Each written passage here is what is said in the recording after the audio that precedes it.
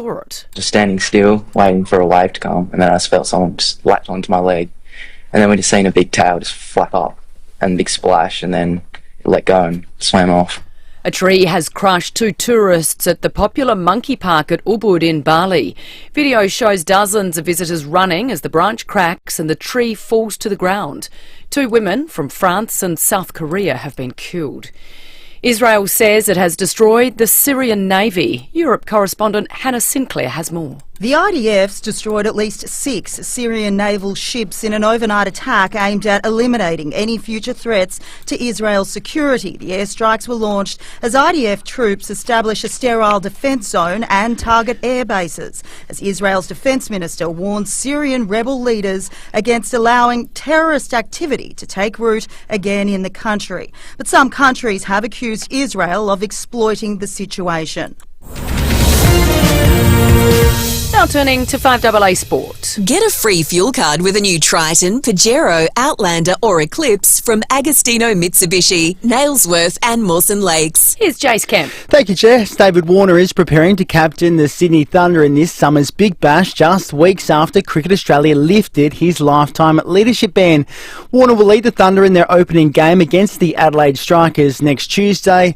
English recruit Sam Billings says he's excited to work alongside his former rival. He's a huge kind of inspiration, I think, for any player who plays alongside him. I can learn so much from him, and any support he needs from me from a leadership point of view. I've done it for 7-8 years now and love that part of the game.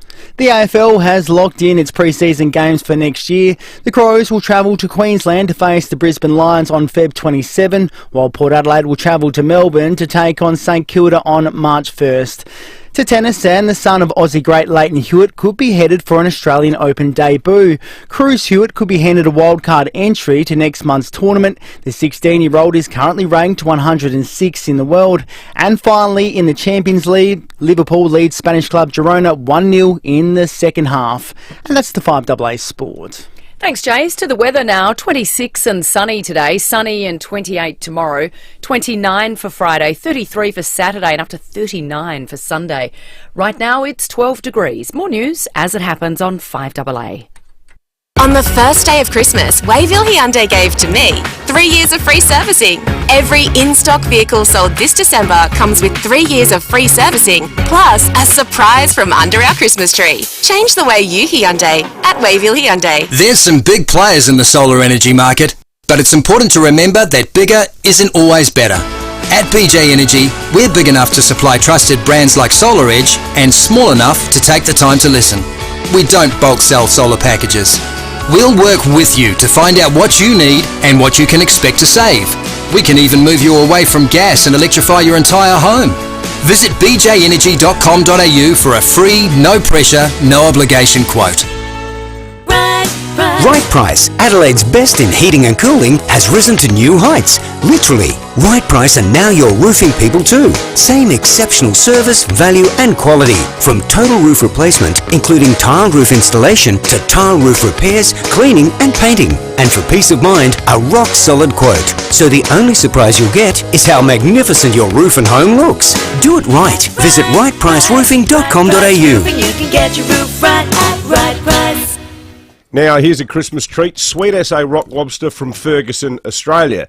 Now, these things are really easy to cook, and a lobster half is the easiest way to enjoy a serve all to yourself, no carving required. Thaw your Ferguson rock lobsters out for 20 minutes, then roast them or grill them, add some garlic butter. If you can carve a ham and peel some prawns, then you can easily throw a lobster on the barbie. At about $30, a 200-gram raw half is an affordable luxury. Plus, look out for Christmas deals in your local supermarket. I've only cooked them a couple of times, but they are really easy to cook. The meat just pops out in one big piece once you've halved the shell. Absolutely superb. And Ferguson lobsters, they are so tasty. Caught in the pristine waters of the Southern Ocean. They're as fresh as they come, kept fresh and only frozen to order. Support our SA fishing communities and get some Ferguson rock lobster on the table for Christmas. Find half or whole SA lobster online from Ferguson, Australia, or find it in your local independent supermarkets, the only Australian seafood in the frozen section. G'day, Alan Gray here. Talking mechanic to mechanic, one of the toughest parts of our job would have to be tracking down the most reliable four-wheel drive parts. At Terrain Tamer, we have Australia's largest range of four-wheel Adelaide wakes up with FIVEAA, David Penberthy and Will Goodings, Tom Wren for sport, Jade Robran on the scene as it happens, Graham Goodings and Jade with the news that matters to Adelaide. Breakfast with David and Will, bringing together the names you trust with everything you need to know to start your day. Always live, always local, and only on FIVEAA. Always Adelaide. Drive away in the Tucson Hybrid by Hyundai from just $46,990 drive away. T's and C's apply. David Penberthy and Will Goodings, FIVEAA Breakfast. 8 minutes after 6. Good morning to you and welcome to Wednesday on FIVEAA Breakfast. It is the 11th of December. We've got a massive morning ahead. A touch of etiquette coming up after 6:30. Sean Fuchs is going to be on the program. We'll go around the courts with Sean just after 7:30. The Police Commissioner, Grant Stevens, will be with us in the FIVEAA Breakfast studio. Lots to talk about on that front. Political issues out of the program yesterday, including the decision to make police stations in rural areas operate to strict business hours. We'll get into all of that. We'll talk more in the build-up to Christmas. Jade Robran is out on the road for us. It's going to be a big, big morning. David Penberthy, good morning to you. Good morning, listeners. Good morning, Will. Now, I've got the map open here. I've caught you mid-Google search. What's happening? No, it's not a Google search. It's a map search. How do you define the mid-north of South Australia? Oh.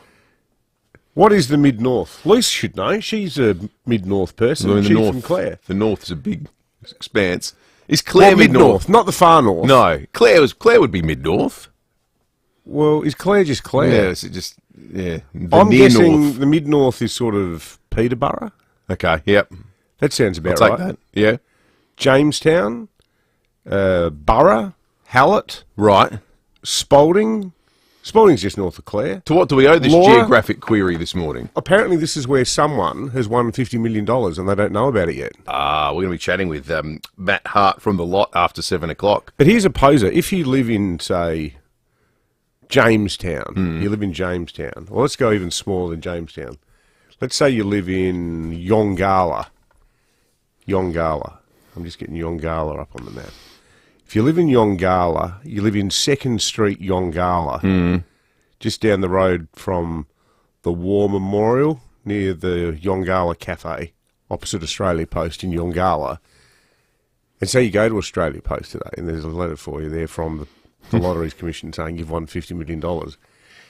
How do you keep that to yourself in a town that small? I suspect you know before everyone in that town knows before you've opened that letter, I reckon. You've got 0.0 chance. Because you've got all these high streets there that they look like Russell Drysdale paintings.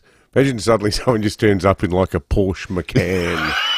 Yeah. How you going? Impossible not to stand out, I reckon, if you've suddenly won $50 million in Yongala. You got yourself a new car, Brian. But again, everyone would know before you even drove down the street. Exactly. Wait till you see Brian's new car. Here he comes. Oh, God. Here he comes. Yeah.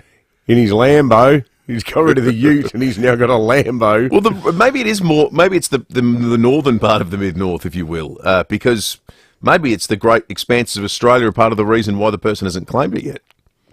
Well, that could be it. They're just not in mobile phone range. I mean, this is a reality in Australia. Especially in outback Australia, it might not be in range. You might be out on the land doing something. You're probably not doing it via the app. Yeah. So you probably think, oh, well, next week I'll go in and check my lotto tickets. Well, that might be it. that may well be it. But word will get around and get around fast. But I'll tell you what, whoever's got it, that is the perfect Christmas gift, is it not? I wonder if someone wins $50 million in a town that's really small, what kind of economic impact that has locally, if anything. Like, actually, that's a good point. Does the town benefit? Well, you've got gross national product, gross domestic product. There's some gross GTP. GTP. Gross town product. Yeah. Yeah, suddenly. Like, it would be inadvertently spread more than it is when it happens in a big city, wouldn't it?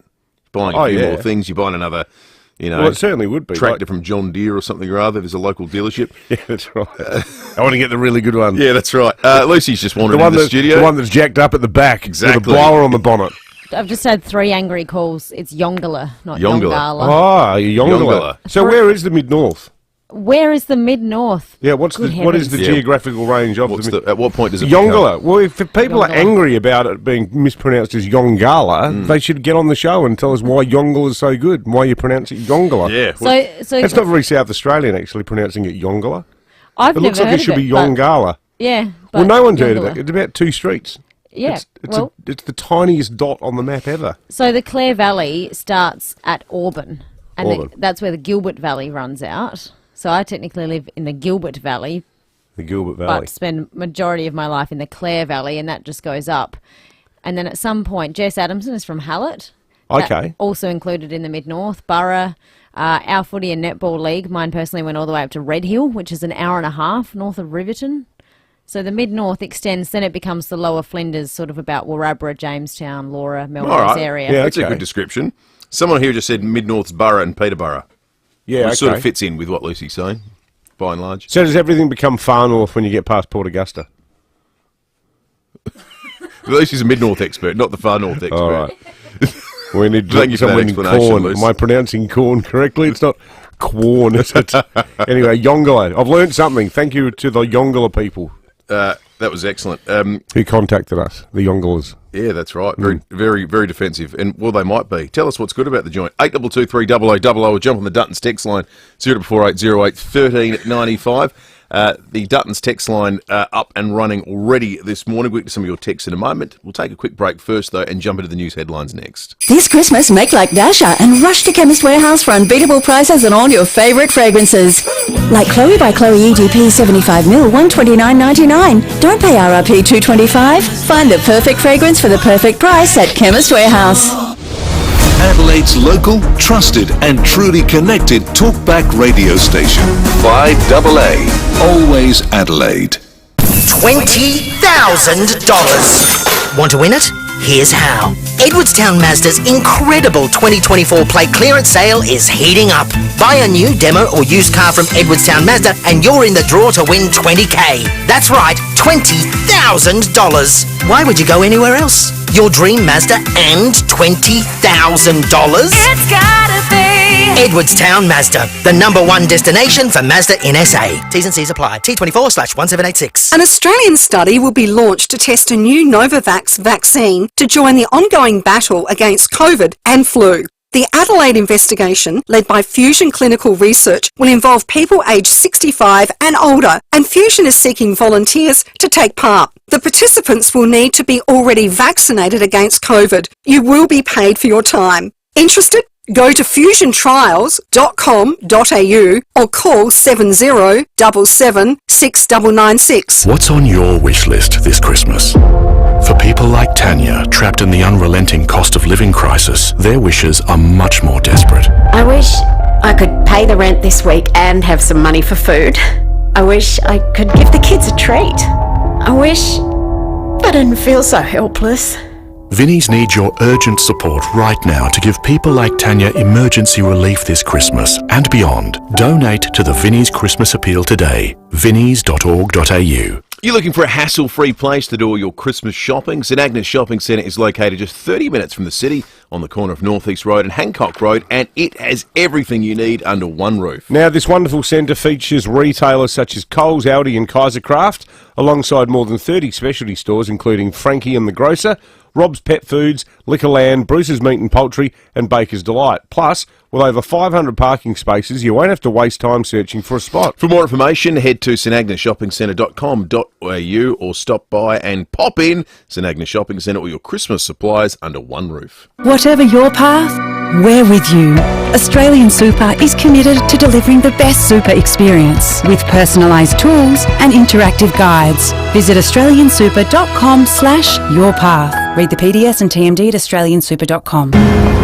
Hello, Cherry. I'm listening. Save across the entire range with Southern Cherry's 2024 plate clearance sale. Plus, receive a gift card of up to $2,000. southerncherrymorfettvale.com.au.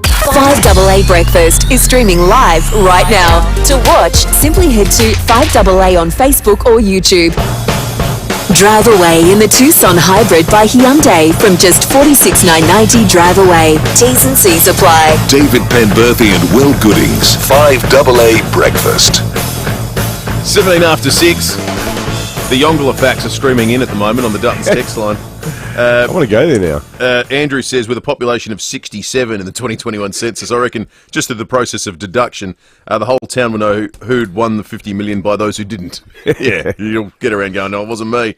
Someone here says Malala is considered the lower mid-north. That makes it even more complicated, doesn't it? So you've got the mid-north, the lower mid-north. Yeah. The lower mid-north is Kapunda Udunda, so which is basically just over the other side of the Barossa. Someone else made mention of the fact that Yongala's the coldest place in South Australia this morning. Simon in Tanunda, the coldest temperatures in SA, according to the Bureau of Meteorology. We'll talk about the weather in just a few moments' time. But first, news headlines on this Wednesday, the 11th of December. This is awful. A tree has crushed 2 tourists at the popular monkey park at Ubud in Bali. Oh, really? Wow. Video shows dozens of visitors running as the branch cracks and tree falls to the ground. 2 women from France and South Korea have been killed. Hugely popular, very crowded, and it is very green, that part. Yeah, I think every single person who's been to Bali would end have up going been there at some point or another. Yeah, crikey, that's terrible. A major telco has been fined $3 million for failing to transfer emergency calls during a network outage. The ACMA, the Australian Communications and Media Authority, has found 473 breaches of the rules over a 90-minute period in March. Wow, that's interesting, isn't it? That was a huge story at the time. It was. Labor's promising reforms to further reduce the cost of childcare if it wins the next federal election. This is going to come out in more detail a little bit later today. The Prime Minister will pledge to abolish the activity test, which advocates have long criticised as unfair. Instead, all families earning less than $530,000 a year would be guaranteed 3 days a week of subsidised childcare. Yeah, that's we got a text about that. No name given, but it says, is Albo trying to buy a win at the next election? Childcare for 3 days for families earning up to $500,000. I'm sorry, but if you're on $500,000 a year, I think you can pay for your own childcare. $530,000 a year is a lot of money, isn't it? It's a staggering amount of money. So 2 couples, hardly anyone in South Australia each. would be earning close to that. Not that many people in Sydney would either. It's ridiculous. That feels like a I live in Sydney policy. Yeah, totally. It's aimed at inner Western Sydney people. Yep. Who are probably living in houses that are worth $4 million that look like they'd be worth $500,000 in Adelaide. Yeah, totally. Like a Carrington Street workers' cottage. All those houses in Leichhardt and Balmain and that. You look at one in Adelaide and you think, oh, that might cost $800, $900. Like one of those narrow, often no windows on either side. You know, those attached working row houses. They're probably $4 million a throw in Sydney now. But that's ridiculous. What does Michelle Bullock make when she reads these announcements? Well, I think she just pushed back the date that they were going to get a rate cut, another meeting. We're going to talk about that after 7 o'clock today as well. A popular Adelaide Hills bakery will shut its doors on Christmas Eve after failing to get their lease renewed. The Rise Artisan Bakery in Nairn has been in action along the main street since 2019, but the landlords have decided not to renew the bakery space. The bakery, located in a rustic former schoolhouse and church. I wonder if any of the locals there will tell us about the Rise Artisan Bakery. Apparently that's the sister bakery, or it's the same owners as the excellent Uradler Bakery. Is it really? Yeah. Ah. So they that's clearly a travesty then. They know what they're doing because that bakery's unreal. Yeah. I've never been to the one What's in the there. landlord doing? I don't know. Doesn't make any sense. An accused killer is being held in maximum security in Pennsylvania, waiting to be extradited in New York. Luigi Mangione was arrested by police after allegedly shooting dead the boss of a major US health insurance company. He went to school, this is Freddie, have a listen to Freddie, who went to school with the 26-year-old and said he was just a regular guy. This is one of the last people you'd think would do something like this. He was one of the nicest kids, most friendly kids that I had known at Gilman. He was a relatively unassuming kid. He was down to earth, he was smart, well-adjusted socially, he was at least a 2-sport athlete, and he really had everything going for him. He was an extremely online guy. We started talking about this yesterday. I read more about it yesterday. He was one of these. I mean, being 26-year-old, I don't even know what category you fall into these days. You're a Gen Z, possibly. I don't know. His whole life is online, and he comes across and writes as a very articulate and intelligent person that doesn't fit anywhere on the political scale. Particularly, he doesn't seem far left, far right. He sort of has views that are on both sides.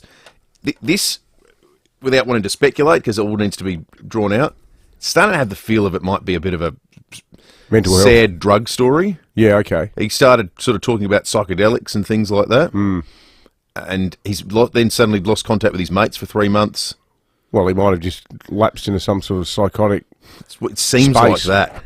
It seems like that, but it's hard to pass the person that is So it's very sounding public. less like the vast anti-insurance company conspiracy and more like obsessive or he just cracks. Medically crazed sort of... Yeah, it does feel like that. Let's have a look at the weather. 26 and sunny today. Outside at the moment, it's pretty pleasant actually, 13 degrees. It's a sunny day. It's going to be beautiful. So too will tomorrow, 28 and sunny at the top tomorrow. Friday, 29, mostly sunny. 33 on Saturday, partly cloudy. Then it's really hot. 39 Sunday and sunny. 36 Monday and drops back to 28 and sunny on Tuesday. But if you look over the course of the next few days, there is essentially no rain forecast. And very little cloud forecast, to be fair, too. So beautiful, hot, sunny summer's days on the way. Anthony in Hallett Cove says, did I hear correctly, if Labor wins the next election, they're going to offer subsidised childcare to people earning $500,000. If you're doing it tough on $500,000, that's a $10,000 a week. My taxpayer dollars is helping pay for your childcare. We certainly are the lucky country. I guess the government would argue, well, okay, you want us to cap it lower. Where do we cap it? Do we cap it at a combined income of $300,000? And then you get people on 280 going, oh, hang on, we're actually not as rich as people say we are. Like, I earn 160, my wife earns 140. You know, we've got 3 kids. This is what our mortgage repayments are. Then you start getting not quite sob stories, but middle Australian sort of, you know, pen picks of people going, I've had a gutful. This government never does anything to help those of us in the middle. Thing is, $530,000 doesn't feel like the middle, does it? I wonder how they came at that number. Like, why not 520? Maybe it was the one Jim Chalmers just said in the meeting. Yeah. It feels a bit like that with a lot of this spending, doesn't it? You know what it feels like? It feels like they said, draw some numbers up for us in terms of annual income and what percentage of the population's captured by it. 530 feels like you're getting up to what? 90% of people? 85%? 90% of people are captured by a childcare subsidy? So this is a everyone benefits policy. You in a car, you in a car. That's right. They made up a number, but it basically means everyone gets a subsidy. Poor old Albo running around now in his yarmulke. He's going to be wearing that every day of the week until election day at this rate to make up for his love of tennis. He was pursued, wasn't he, yesterday? It was ugly scenes at the synagogue in Melbourne. Well, it's understandable. Like, poor people, you know. They're sort of sitting there going, it'd be nice if the Prime Minister turned up at some point. Yeah, I think overwhelmingly most of them were happy that he went. Quite a few of them weren't. The heckling was pretty full on. But it just, now you look at the photos of him and you think, is this his new distraction? Because of the way it's been handled, now he's got to basically, you know, occupy himself running around the country, visiting every synagogue, every Jewish community. There's been another incident overnight in Vaucluse, big Jewish area there in the eastern suburbs of Sydney, where cars have been firebombed and a house has had anti-Israel graffiti written on it. So now does the pendulum have to swing back as he tries to, you know, make up for his perceived indifference and detachment over the weekend? It seems like that might be the case. Sam Daddo's just wandered into the studio as we turn our attention to sport on this Wednesday morning. Get a free fuel card with a new Triton, Pajero, Outlander or Eclipse from Agostino Mitsubishi Nailsworth and Mawson Lakes. Morning, Sam. Morning, Will. Morning, Dave. Sorry, I'm trying to track down someone from Yongala. That's what I've been doing for the last 5 minutes and I got a bit sidetracked. But anyway, to sport. Well, there's only 67 of them, so you better get stuck in. Josh Hazlewood is expected to return to the Aussie team this weekend for the third test against India. We all know he missed out with that side strain. Scott Boland probably the one to miss out. A controversial one here. David Warner is preparing to captain the Sydney Thunder in the summer's Big Bash, just weeks after that lifetime leadership ban was quashed. How do we think of David Warner's commentary, by the way? That says it all. Moving on to gather round tickets. We know yesterday the members were able to purchase their tickets from 10 o'clock yesterday. thousands of people tried to get jump onto Etiquette. We had people in the office in the queue, 35,000, 40,000 deep with their computers refreshing. Oh, I think Etiquette, for their own well-being, need to get rid of the counter of how many you're behind. It's not great. Seeing your 32,164th doesn't make anyone feel good. Yeah. No, not at all. There were reported issues, as we said, the site was crashing. Even some people were reportedly overcharged as well. The Premier, he spoke yesterday on the popularity of the tickets. Every time we set expectations, footy fans around the country exceed them. I've been stuck in meetings all day, and I walked out and there was 100 messages on my phone from people complaining they couldn't get tickets. People aren't really thinking about footy. Cricket's more on the mind.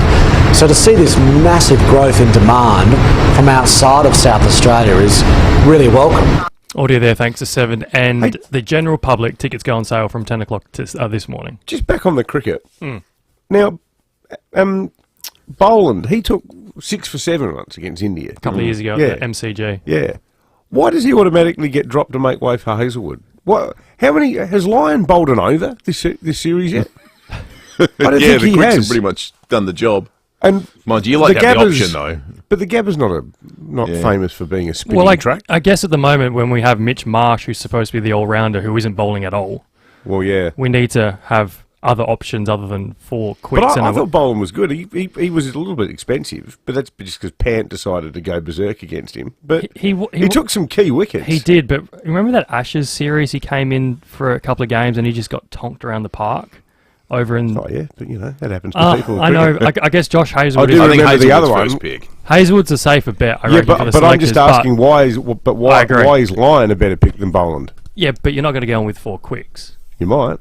I don't think so. Oh well, fair enough. Sorry to quash that, Dave. It has happened before. I reckon it has. I reckon it's one of those things that even if it's the right decision, you err on not making it because it just opens yourself up to massive criticism. If it goes wrong, because it's unorthodox. But I just wonder what is Lyon doing. I think he's made 4 runs, and I think he bowled 1 over. He must be having a nice, relaxing time of it. Sure. Yeah. No, I agree. Good on you, Sam. All right, Sam. Thank you. Keep the text coming through 0480081395. We're going to get to some of those in a moment, but you're going to want to have 82230000 plugged into your phone because next. It's a touch of etiquette.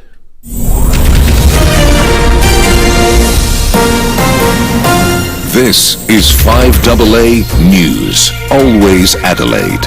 26 and sunny today. With the 6:30 news, I'm Jess Adamson.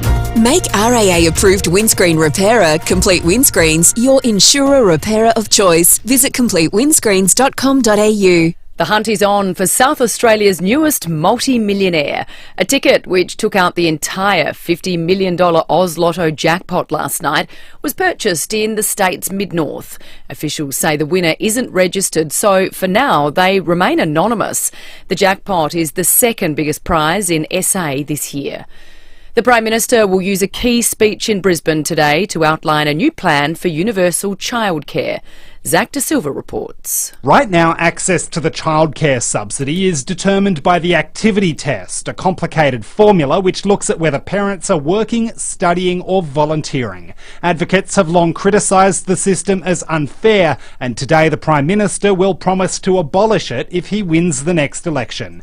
Instead, all families earning less than $530,000 a year would be guaranteed 3 days a week of subsidised childcare. Anthony Albanese argues the measure will make sure all Australians can afford early childhood education as he seeks to shore up Labor's position ahead of the next election. The man accused of shooting dead the boss of a US health insurance company is awaiting extradition. Brian Thompson was gunned down in Manhattan en route to an investor meeting. 26-year-old Luigi Mangione has been charged with murder in Pennsylvania and will be transferred to New York to face court. The communications watchdog has fined Telstra more than $3 million over a 000 outage. Chandra Llewellyn reports. Telstra is the national operator of the 000 service. ACMA found it failed to put through emergency calls during a technical outage at its emergency call centre in March this year. Spokeswoman Samantha York says the outage meant 127 000 calls were hampered for 90 minutes. several of the numbers that they were using as a backup were incorrect. Telstra has since taken steps to rectify its processes following the incident. Tickets to the 2025 AFL Gather Round go on sale to the public from 10 this morning through Etiquette. Yesterday's members-only sale saw an unprecedented demand for tickets. They were selling twice as fast as last year. But there were complaints about buyers getting stuck in virtual queues for lengthy periods and then being logged out of the site. The iconic VB ad has been added to the National Film and Sound Archive. A hard-earned thirst needs a big cold beer, and the best cold beer is Vic. A long cold Vic. You can get it. It dates back to 1968 and has been digitally remastered in the decades since. Sounds of Australia Archive Chief Curator Megan Loder says the uniquely Australian voiceover makes the ad what it is. I think it's just capturing that extraordinary voiceover from John Millon when it was recorded back in 1968. It's a recording that was used for decades by VB, and in fact, even after he sadly passed away quite early in his 50s, they continuously used his voice. Now turning to 5AA Sport. Get a free fuel card with a new Triton, Pajero, Outlander or Eclipse from Agostino Mitsubishi, Nailsworth and Mawson Lakes. Here's Jace Kemp. Thank you, Jess. Aussie cricket players will have the option to train at the Gabba today ahead of the third test starting on Saturday. Brett Lee says Scott Boland should be the player who makes way for Josh Hazlewood. Meanwhile, Marcus Harris has turned his attention to the Big Bash after missing out on test selection. The veteran will play for the Melbourne Renegades this season. Probably been in the test squad till like middle of January, and then all of a sudden there's a little couple of BBL games left, and it's almost felt like it's a bit too late. So to be able to have a big chunk of the BBL to be available for is good. So I'm looking forward to that. Football Australia is in no rush to appoint a new Matildas head coach. Tom Samani has filled in as caretaker since Tony Gustafson departed. FA Chief Executive James Johnson says they're not in any hurry. We want to make sure that we have the right coach in place, and if that takes some extra time, we'll take it, so that we have the right coach in place for the Women's Asian Cup in 2026, of course, and the preparation that goes before it, and then the right coach to take us to the World Cup, the Women's World Cup in 2027. Ferrari will supply the engines to the new Cadillac team for its entry into Formula One in 2026. And finally, Mo Salah has helped Liverpool beat Spanish club Girona in the Champions League this morning. Salah scored a match-winning penalty in the second half. And that's the 5AA Sport. Thanks, Jace. Now the 5AA forecast. Sunny and 26 today, 28 tomorrow, 29 for Friday, 33 for Saturday and a scorching 39 for Sunday. Right now it's 13 degrees. More news as it happens on 5AA.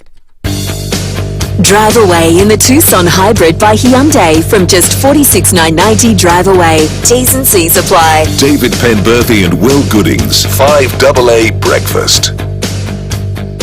25 minutes to 7, touch of etiquette coming up in just a moment. Police and weather this half hour as well. Jade Robin out on the road. We'll check in with her very, very shortly. I want to do a call out for one of our listeners, one of our very talented, thoughtful and wonderful listeners, Rosemary in Ulibarri. If you're listening, Rosemary, I want you to send us a text on the Duttons text line. It doesn't matter what's in the text, and I want you to send it to us because I want to reply to you personally to say thank you for the incredible gifts that you gave my daughter. I received a wonderful parcel to 5AA here yesterday. Rosemary is an incredibly talented person. Wow. And she's made out of material a toy dog with Really? Rosie's name written on it that looks absolutely spectacular. And I can tell you, Rosemary, she absolutely adores this dog. She's walked around everywhere with it since you sent it to us yesterday.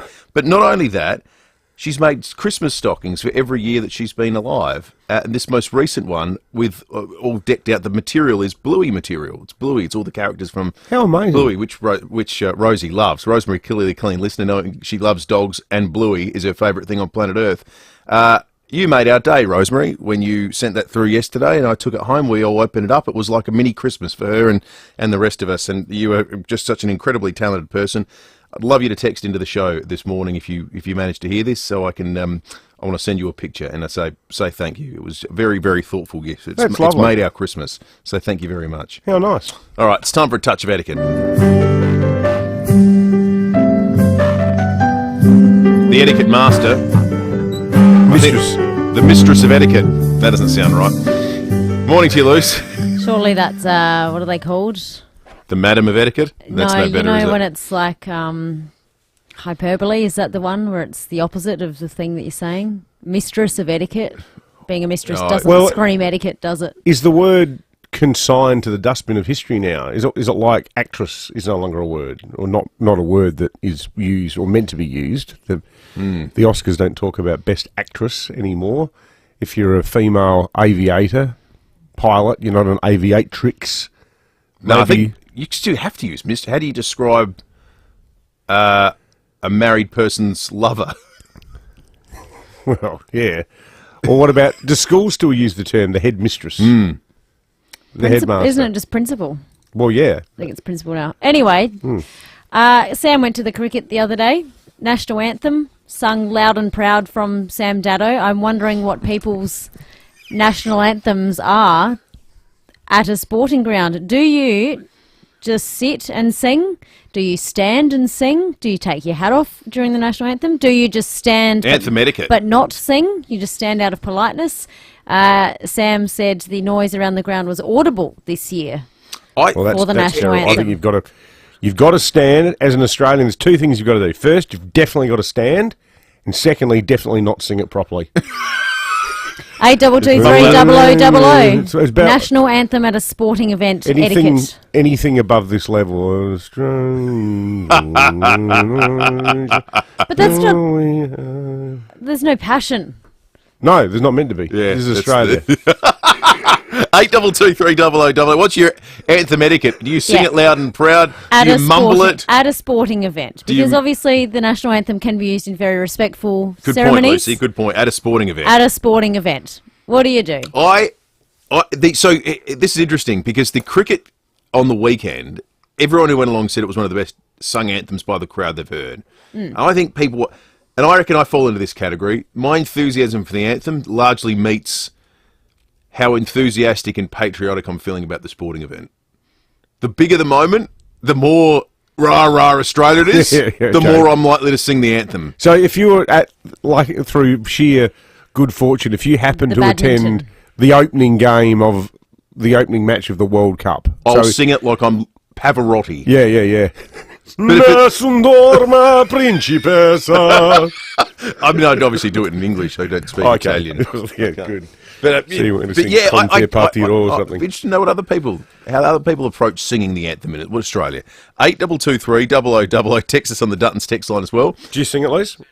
Yeah, I think so. I at least stand and like. Well, you got to stand.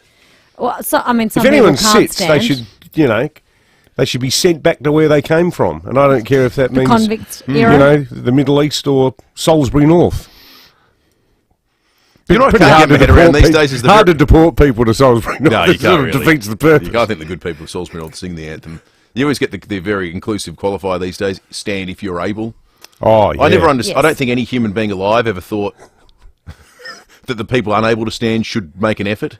No. Like, I thought that was kind of, widely understood without regarding, it didn't have to be explicitly said. Well, we do live in the age of microaggressions where saying please stand can be seen as a form of hate speech. Yeah. Well, people maybe were smarter once upon a time who went, oh, no, I understand. We're not talking about wheelchair-bound people. We say that. We shouldn't even say wheelchair-bound. To suggest that, bound, like, can't do anything. Well, I'm not going to say anything. You're really getting yourself in all sorts here, Will. In fact, I would say you have not got a leg to stand on, but you wouldn't say that either. Do you sing the anthem loud and proud at sporting events? We've got a Santa's Wonderland family pass to give away. 8223 0000. Get calling now. Let us know. A few Duttons texts. We will go to Helen in Glenelg South before we start reading the texts out. Helen, good morning. Good morning. Can you hear me? We've got you loud and clear. Go on, Helen. What do you do? I'm standing. Men should take their hats off. No singing, no, for me, because I can't sing.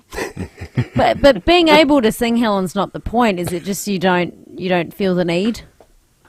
No, that's right. Just stand and hat off. Fair enough. Thank you. Good point you made about hats, Helen. Rob makes it too. He says stand, hats off, and belt it out. One here as well, Dan in Woodcroft says, good morning, team. You have to stand, hat off, and sing loud and proud the national anthem. It still gives me chills thinking about the 2017 Crows prelim singing the anthem, the Crows power stance, oh, don't mention that, and then smashing Geelong. It worked well that week, not so much the following week, but good on you, Dan. And Buffalo Bill says, I'm with Will, I sing it for the sense of occasion. Pete and Findon, good morning. Morning, boys. How are you? Yeah, good, thank you, mate. Absolutely, you have to stand. When you just hit the nail on the head, it's the sense of the occasion. So with all the kids, whenever you go somewhere and it's a big footy game or something, you have to make them stand up. You have to take your hats off. It's just a tradition. You have to do it. Do you sing it loud and proud? Absolutely. You have to. Good on you, Pete. That's good. Let's go to Blakeview. Doug, good morning. Yeah, good day, guys. I always stand and sing the national anthem at all the footy finals that they play the national anthem at. But being a Crows supporter, I think I've forgot the words now, so I don't know what I'll do next time. That's right. Thank you, Doug. Good one. Lots of Dutton's texts on this as well. It's a bit of a dirge as a song, isn't it? Yeah, Rick says, I sing it, however, it's a hard tune to sing well, which I think is right. Rob asks, I do hear the good burgers of Salisbury North have proposed building a wall. Thank you, Rob. See, if we had the American national anthem, you'd really throw yourself in on it. That is such a good song. It's a stirring anthem. Oh, the end of it, and I won't even try to do it, but those cascading notes. No. Come on, we need some more sound grabs in the Penbo audio file. I've already done a Luciano Pavarotti impersonation, Lisa. I'm not going to try to do the Do you know what, though? Star Spangled Banner. The best thing about Australia is that Australia, by a measure of history and global experience, is kind of boring in the best way, and our anthem reflects that. The US anthem is an anthem about a battle that was fought for the independence of that country. It's stirring because of the subject matter and, of course, the music. Ours is like, but that's good. Yeah. You know, we haven't had to. As Bob Carr said, blessed is the country without history. We're delightfully boring, I think. Which is not to say we don't have any history, but we don't have civil wars, wars of independence, all of that. Hey, Pete and Findon will send you off to Santa's Wonderland on now until Christmas Eve, I believe. We'll send you out. Rob said the Flower of Scotland. Sing, sing, sing. That's a good song. You hear the Scots singing their anthem. That is unbelievable. Thank you for that, Lewis. That was interesting. I reckon the hats is an interesting one. I've got to keep an eye on. I'm not a big hat wearer, so I never think about it. But clearly a lot of our listeners that have texted in have said the non-removal of hats is driving them up the wall. Does that include if you've hollowed out a watermelon and put it on your head and you're on the hill? Should you take the watermelon off your head? I think out of respect, just for a moment, the watermelon comes off. Rosemary Newlebury's called in. Hey, Rosemary, good morning to you. Thank you so much for your Christmas gift to Rosie. You honestly, when I don't know if you heard what I said a moment ago, but you made our Christmas yesterday. Oh, look, I'm so thrilled to hear that she loved the dog, and I thought the stockings, because you now have a problem with baubles. Yes, we do. For the family hanging on the tree, I thought the stockings would be an idea of having something for her, and end up making a bunting out of them, to put them around. Yeah, and then really good use out of them. And then eventually I could make put them on a quilt thing when we get enough done. You are so generous with your time, and I can't impress upon people how the quality of the stuff you make is just unbelievable, Rosemary. Where did you learn where'd you learn your craft, so to speak? Well, I did it right from school, but I go to a group at So Focus on Old Port Road, and they make wonderful things. And they've Karen, the owner, has done so much organising for Backpack for Kids. In fact, the letter we got from them was absolutely fabulous. It's such a fantastic group, and that's my out time,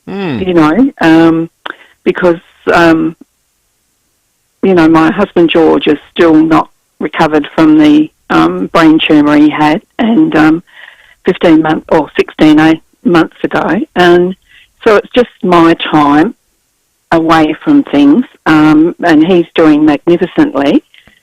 But, it's just, I love doing things. And Rosie gives me, my great nieces have grown up, so I don't have anyone to do them for. So she's lucked out. She certainly has, honestly. I wish you could have been there to see her playing with a dog. She loved it yesterday. She loves dogs so much, and Bluey as well. So thank you so much, Rosemary. It's beautiful, and I'm going to send you a little picture and a thank you text in a moment. So thank you so much. Really appreciate it. I'd love to see it. Yeah, I'd love to see it. Good on you, Rosemary. Lovely to talk to you. Will. Merry Christmas to you both. You too, Rosemary. That's a lovely story. Yeah, what a lovely thing for Rosemary to have done. It most certainly is. All right, we're going to check traffic and come back with more in a moment. Pineapple fans rejoice. Macca's new Hawaiian burger range is here for a limited time, so Macca's run. Thanks, Will, and morning, David. All roads looking okay today. Accident breakdown free, so a pretty good way to start the day. Do have some works continuing at Seacombe Heights, sinkhole repair works there, Seacombe Road to the Morpher Road roundabout, Spooks at 40. A little bit of work at Lockleys too, which is sluggish, Henley Beach Road near Torrens Avenue, and starting to build as per normal South Road at Theberton, both directions. Early morning cameras, what do we got today? Here we go. Alawina Avenue, Mitchell Park and Anzac Highway at Ashford. Harris Scarf sale is on now. Save 50% off cook sets by Tefal and Rayco. Exclusions apply. Don't miss out. Harris Scarf, great brands, great prices. Adelaide's most accurate traffic on 5AA. If you're ready for the legendary Hilux, your journey starts at the brand new Jarvis Toyota, Brighton Road, Somerton Park. Save across the entire Hilux range, unbreakable since 1968, including the first ever Hilux GR Sport, inspired with Dakar DNA. Hilux GR Sport is available now and boasting more power and torque. Jarvis Toyota, Brighton Road, Somerton Park, proudly celebrating 23 years of great deals. Visit their brand new showroom today. When you go solar with Solar Heart, you'll join the smart Aussies lowering their energy bills with every sunrise. And right now, you can save up to $1,000 on Solar Heart solar power systems, including our revolutionary new Silhouette bifacial panels with a Solar Heart 30-year Australian warranty. To save up to $1,000 today and reduce your energy bills for years to come, get smart. Get Solar Heart. Terms and conditions apply. If you love your seafood, remember the name Preseason Seafoods, your destination for new season Spencer Gulf prawns, starting from $19.90 per kilo. And get this, they've all been caught on local boats called Nicole, Bowie J and Michelle, all based in Port Lincoln. So when you buy from Preseason Seafood, you're buying the freshest seafood South Australia has to offer. And if you buy a 5 kilo box of prawns, you'll save up to $4.90 per kilo. They also have freshly caught crayfish in a variety of sizes, starting at $89.90 a kilo. Fresh Pacific oysters available at $21.90 a dozen, including whole snapper, local and New Zealand at $27.90 a kilo. Grab a pen and write this number down to order over the phone, 8447 4177. That's 8447 4177. Or you can visit in-store at 68 Langham Place, Port Adelaide. Get your order in by Sunday, the 15th of December, for pickup on Christmas Eve. Drive away in the Tucson Hybrid by Hyundai from just $46,990 drive away. T's and C's apply. David Penberthy and Will Goodings, 5AA Breakfast. Cloudy start to the day as we look on the Foodland Supermarkets Facebook and YouTube live stream, the iPhone on a stick, but that's not a good account of the kind of day we've got ahead, I suspect. Jenny Horvat at the Weather Bureau has the details for us. Morning, Jenny. Good morning, guys. Another warm summer's day. Yeah, look, it's pretty average for this time of year. We are looking at a top temperature of around 26 degrees in the city. Currently 15.1 at the West Terrace Nidapira observation site, and we did see a minimum temperature around 6 a.m. of 11.7 degrees. As you mentioned, a little bit of cloud around this morning, but we should be in for a pretty sunny afternoon. Elsewhere around the city, we are looking at top temperature around 27 degrees forecast for Elizabeth, 24 for Glenelg, Noarlunga looking at around 25 degrees, likewise for Mount Barker, 25 on the forecast. Pretty stable conditions as we run into the end of the week. We're under the influence of a ridge of high pressure system, just with that southerly airstream, keeping those just a lid on those temperatures, but slowly creeping up as we head into the weekend. So sunny day for tomorrow. We're looking at a top temperature of around 28 degrees after a minimum of 13 on Friday. Again, mostly sunny. That maximum up around 29 degrees after a minimum of 15. Bit more warmth coming in on Saturday there, maybe getting up to around 33 degrees. And then on Sunday, look, we've got a 39 penciled in through there, potentially a little bit hotter, but we'll see how we go with that, and a warm night as we head into Sunday there with that minimum of around 20. Warm night into Monday, minimum there of around 26 degrees, so that's our maximum for today, so that's going to be a pretty warm night and uncomfortable for sleeping Sunday into Monday. Got that top temperature penciled in around 36 degrees on Monday. There is a change moving through. It doesn't look like a lot of rainfall. It's a little bit of uncertainty with that, but we'll see how we go. A bit of heat returning for the weekend there, guys.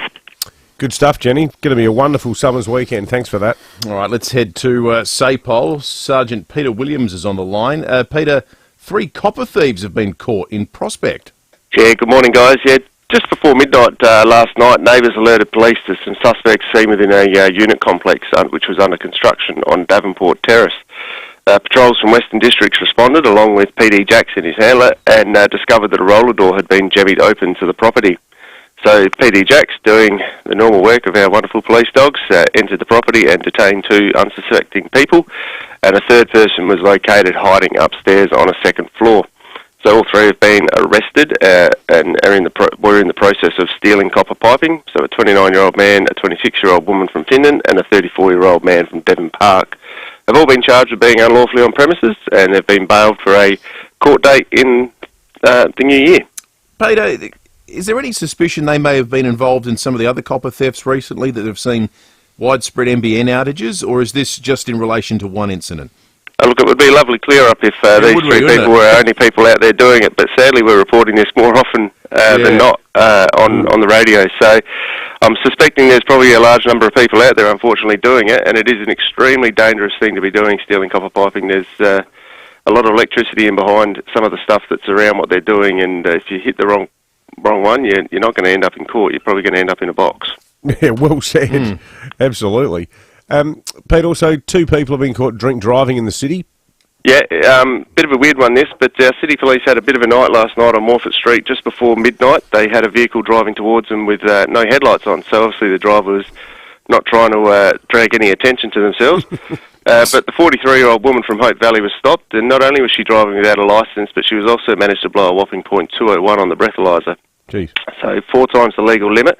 And if that wasn't enough, her car had a wonderfully smashed windscreen. So she got the triple treat and was reported for drink driving without a licence, and her car was defected for the damaged windscreen. But the odd bit on this one was 2 hours later, the same vehicle was seen driving on Hindley Street, at this time on the wrong side of the road on Morfett Street, on Hindley Street, with no lights on. It wasn't her again, was it?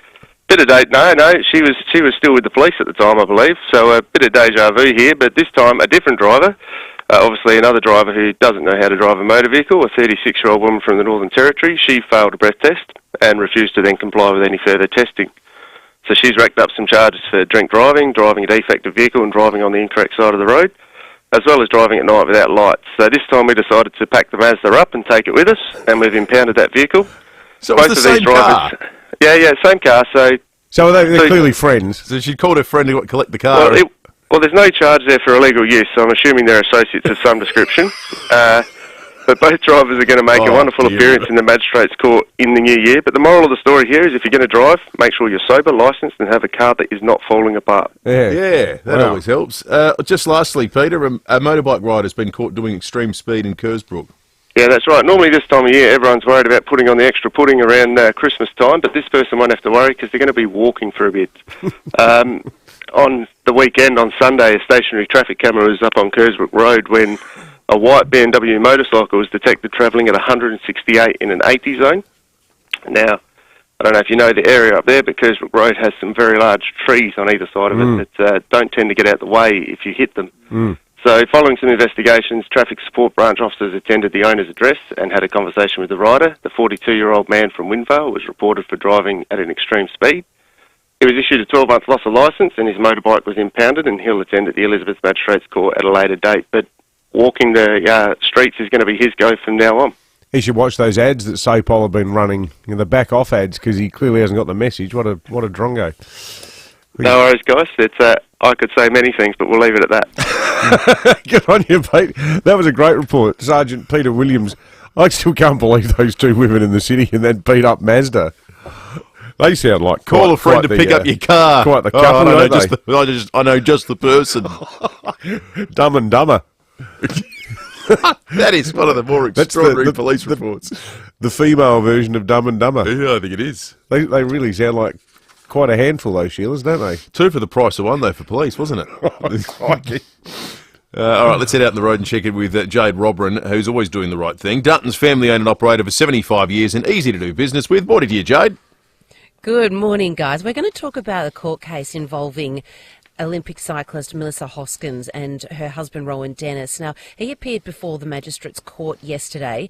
He will not be found responsible for the death of his wife. The 34-year-old, as I mentioned, appeared yesterday to answer charges of dangerous driving causing death and an aggravated charge of driving without due care. Now, he was arrested, as we all remember, following that horrendous incident where Rowan Dennis allegedly struck his wife while driving his car and allegedly dragged her for some metres. Now, it took place outside their home at Medindi.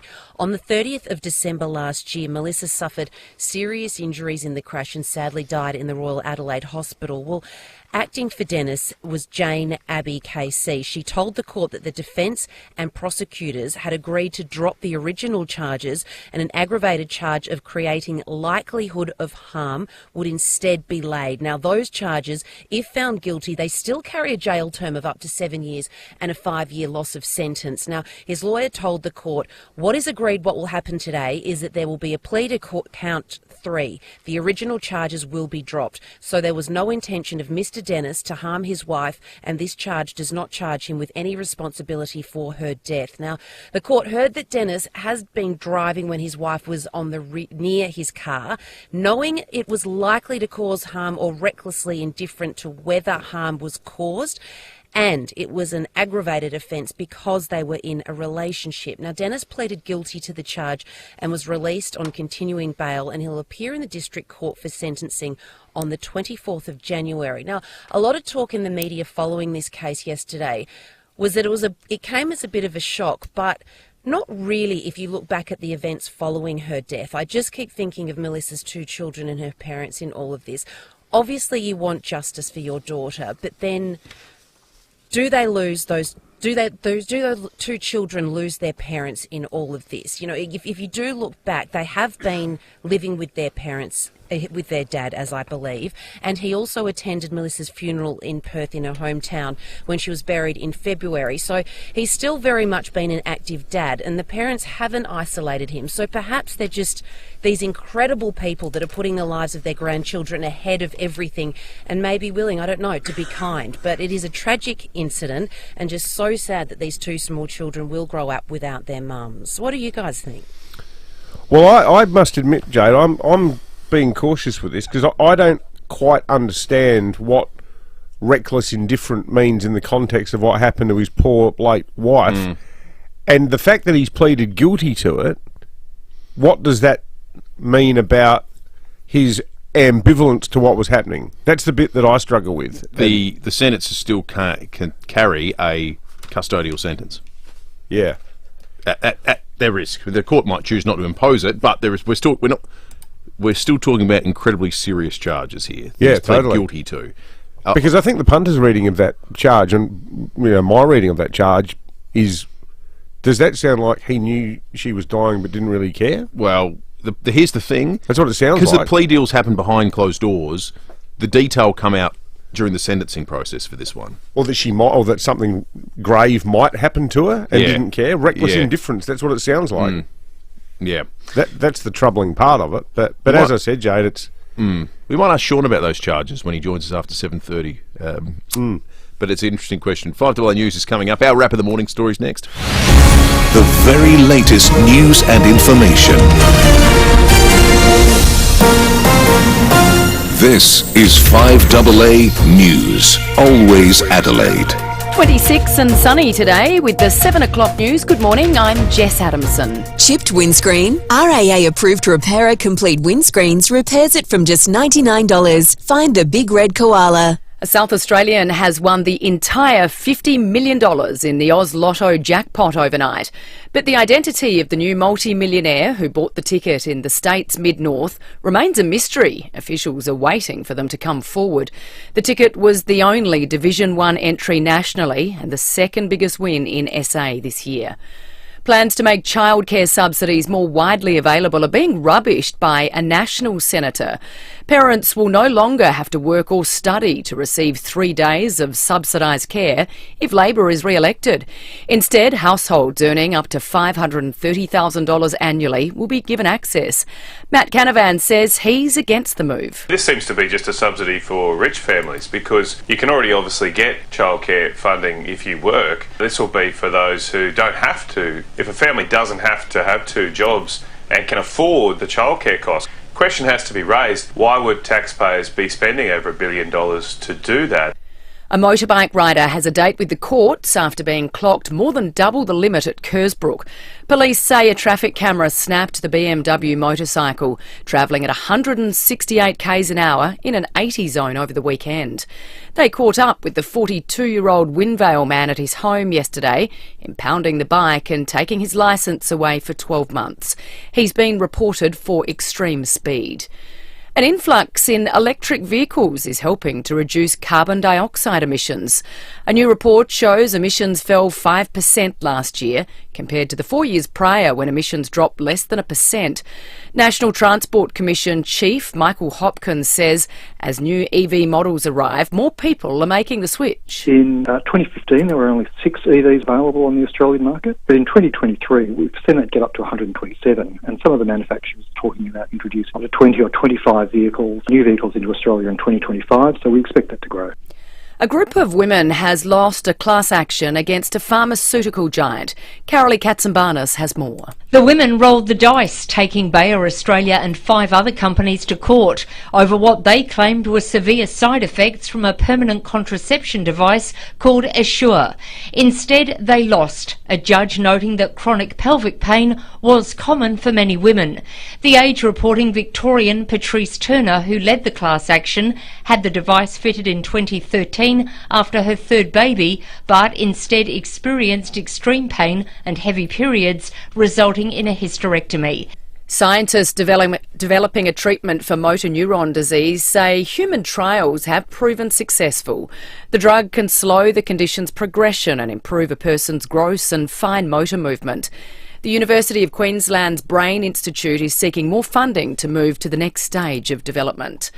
A lobby group pushing for the end of greyhound racing has applauded New Zealand's decision to phase out the sport over the next couple of years.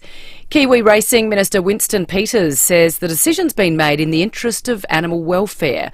Melissa Harrison from Free the Hounds says it's a great move that should be followed here. I'm really excited for the people of New Zealand to see the end of this outdated sport and finally seeing somebody in power standing up for what is right for these animals. Now turning to 5AA Sport. Get a free fuel card with a new Triton, Pajero, Outlander or Eclipse from Agostino Mitsubishi, Nailsworth and Mawson Lakes. Here's Jace Kemp. Thank you, Jess. The week is proving to be a long time in Test cricket. After dominating the first Test in Perth, there are serious concerns over India ahead of the 3rd Test at the Gabba. Star bowler Jasprit Bumrah is in doubt for Brisbane after sitting out a net session in Adelaide, as did Mohammad Siraj. Meanwhile, former Test captain Mark Taylor believes Scott Boland will be the unlucky player to make way for Josh Hazlewood. Even though Scotty Boland once again did a great job for Australia, he's done it so well now for 5 or 6 years. He's that 4th seamer behind 3 great seamers, so it's not ideal for him. I'm sure he'd love to play again at the Gabba on Saturday. Liverpool's undefeated run in the Champions League has been extended to 6 matches after beating Spanish club Girona 1-0 this morning. Former Socceroo Craig Foster says Real Madrid's clash with Italian league leader at Atlanta will be huge. They're sitting 24th in the last position to get through to the playoff stage, and if they don't get a win here this morning, Real Madrid, they could be dropping out and we may not even see them in the knockouts. The son of Leighton Hewitt, Cruz, could make his Grand Slam debut next month. The teenager is being considered for a wildcard entry at the Australian Open. And that's the 5AA Sport. Thanks, Jace. Now checking 5AA traffic. Morning there, roads looking really good today. We're accident breakdown free. So a pretty good start to the day, we'll take that. Do have works at Seacombe Heights to look out for. Sinkhole repairs just at the roundabout of Seacombe Road at Morford Road, speeds at 40. Bit sluggish works at Lockleys, Henley Beach Road near Torrens Avenue, and starting to build South Road at Karata Park near the Anzac Highway underpass, but no surprise there. Got a camera this morning, Maxwell Road at Para Hills. Protect your dog these holidays. Get $40 off vaccinations at Green Cross Vets until December 23. Search Green Cross Vets and book now. T's and C's apply. Adelaide's most accurate traffic on 5AA. Now the 5AA forecast, sunny and 26 today, sunny and 28 tomorrow, 29 for Friday, 33 for Saturday and up to 39 for Sunday. Right now it's 16 degrees. More news as it happens on 5AA. Hi, I'm Steve Wormald from Walco Liners and Covers out at Paraka. We're a manufacturing business. Well, I think, someone my size in business, you probably think not to advertise or don't advertise, which is about the worst thing you can do. If you're starting up or if you need more work, you've got to get out there and advertise some way. Radio, it's a very personal, intimate conversation you can have. If you throw it over to the AA creative team to structure an ad, you'll get suggestions when to run it, how to run it, and it's surprisingly affordable. It's not what you think it probably is. To get your message out there and grow your business, visit 5AA.com.au and hit the Advertise With Us link for more information. There's hot chili cashews, smoked almonds and delicious spicy peanuts. Merry Christmas, folks. I'm Brett Charlesworth and they're just 3 of the tantalising products we cook hot and fresh for you in every one of our Charlesworth Nuts stores. There's salted and unsalted nuts, there's spicy, hot chili and smokehouse flavoured, plus our range of designer mixes exclusive to Charlesworth's. Just follow the seductive aroma of freshly cooked nuts to one of our 11 family-owned stores or shop online. Why Charlesworth? Because fresh nuts taste better. Want a deal on a new VW? At Mawson Lakes Volkswagen, it's easy and you don't have to wait. Their 2024 plate clearance has started early. That means you can pick your dream Volkswagen. Easy. Check out the range of new and demo Volkswagens on sale now. All stock is ready for immediate delivery so you can pick up an early Christmas present. Plus, we have easy finance options and next day servicing. Mawson Lakes Volkswagen's 2024 plate clearance. You better be quick. Salisbury Highway, just a short drive from the city. This Christmas, make your holiday shopping affordable and stress-free by shopping at Drake's Supermarkets. Whether you're planning a festive feast or searching for the perfect stocking stuffer, Drake's has everything you need to make this Christmas extra special. From fresh, high-quality ingredients to all your favourite Christmas treats, Drake's offer unbeatable value to help you create delicious meals and lasting memories. I've got to say, our local Drake's looks absolutely stunning at the moment, filled with all of those beautiful... what are they called? The Italian panettones. You'll find everything from tender meats to fresh produce, sweet treats and everything in between, so you can focus on enjoying the holiday season with your loved ones. For more details on Christmas specials, visit drakes.com.au and have a very Merry Christmas from the entire Drake's family. Streaming live via the 5AA Player app on DAB Digital Radio and on 1395 AM. This is 5AA, always Adelaide.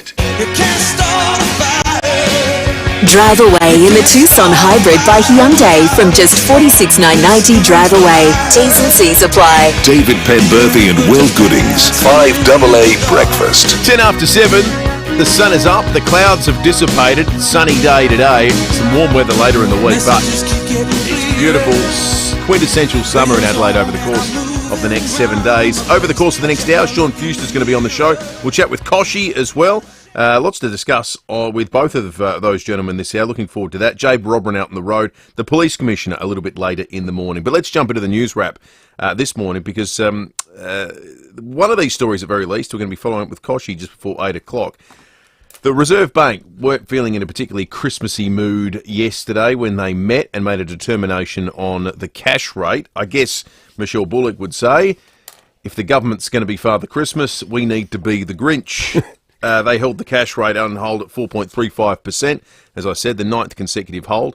The good news is the language that they started using about next year. Now, you won't hear Michelle Bullock in this grab sound particularly dovish when it comes to interest rate cuts next year, but let me tell you about the substance of what they said next. But have a listen to the Reserve Bank Governor first. As each quarter goes by and our forecasts look like we're in line with our forecasts, then that gives us a little bit more confidence in the future. So we're not saying that we've won the battle against inflation yet. There's many configurations of data that might potentially lead us in that direction, but I honestly don't know if we're going to be cutting in February. We're going to be looking at the data and be data-driven. Now, the reason she says that is because the bank statement they put out, I'll read some of it, it's in Reserve Bank language, but this is actually, believe it or not, quite a marked change. It's now what they call an easing bias, which means they're leaning towards rate cuts for the first time in a long, long time. They're rate cut curious. They're rate cut curious, exactly right. It's a good way of putting it. This is a statement from the bank. While headline inflation has declined substantially and will remain lower for a time, underlying inflation is more indicative of inflation momentum, and it remains too high. The board is gaining some confidence that inflation is moving sustainably towards target. The board will continue to rely upon the data and the evolving assessment of risks to guide its decisions. Now, you won't say that sounds kind of measured. You should have read what they were saying as recently as the last meeting, where a lot of the language was still about not ruling out another rate rise, about inflation being too high. Now the language has softened, and that's the whispering of the Reserve Bank is, that the interpretation people do is, well, what do we read into the words that are being used? And what people are reading into it, and the market, importantly, is reading into it, probability of a rate cut at 65% now in February. That's according to what the markets have priced in. They've also priced in 2 cuts by May. Politically... That'd be nice. Well, that's what Anthony Albanese will say as well. But meanwhile, it's the zany childcare giveaway. Well, that for the upper middle class that's getting announced today. Yeah. That Michelle Bullock will be reading in a newspaper this morning over her Wheaties or whatever she has for breakfast and going, sorry, what are we doing for people that are on $530,000 a year? You know, one job Michelle Bullock will never get, and this is not a criticism, this is a compliment. You can't imagine her being a game show host, can you? No. Like, you know, you can't imagine her hosting sort of The New Price is Right and getting in touch with her inner Ian Turpie, excitedly telling people that they could get the car, the vacuum cleaner, and the holiday to the Whitsundays. You should think this through, because all of those things are actually inflationary. Yeah. No, she would say if you don't get any of those things, you'll get a better term deposit rate on your bank account, which is where you should store your winnings. So instead of this excited come on down nonsense, maybe you should just sit in your chair and we'll all wait for the conditions to ease and hopefully get a rate cut sometime in the 3rd or 4th quarter of 2025-26. Here's the Treasurer, Jim Chalmers. We're making progress in the fight against inflation, but we know that doesn't always translate to how people are feeling and faring. And the Shadow Treasurer, Angus Taylor. It'll be relief for those with a mortgage that interest rates haven't gone up, disappointment that interest rates haven't gone down. There'll be a localised inflationary event in the mid-north of South Australia when someone claims a $50 million Oz Lotto prize. Matt Hart is the GM of Public Relations at The Lot. Matt, good morning to you. Good morning. Yes, we are on the hunt for someone that is happy to take $50 million off our hands. Matt, we started the show by talking about the mid-north of South Australia. I don't know if you're familiar with it or indeed have ever been, but there's no major metropolis cities in the mid-north of South Australia. They're all dots on the map. So you think word would get around.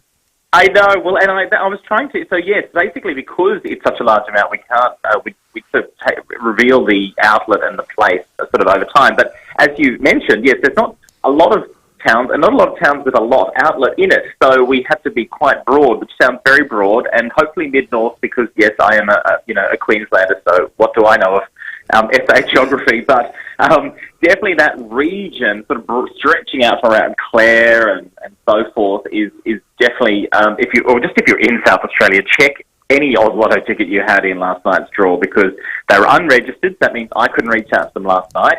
But someone out there has won $50 million in Oz Lotto. We're not asking you to reveal the town map, but can you talk about whether the ticket was bought at a newsagent or at a servo in one of these towns?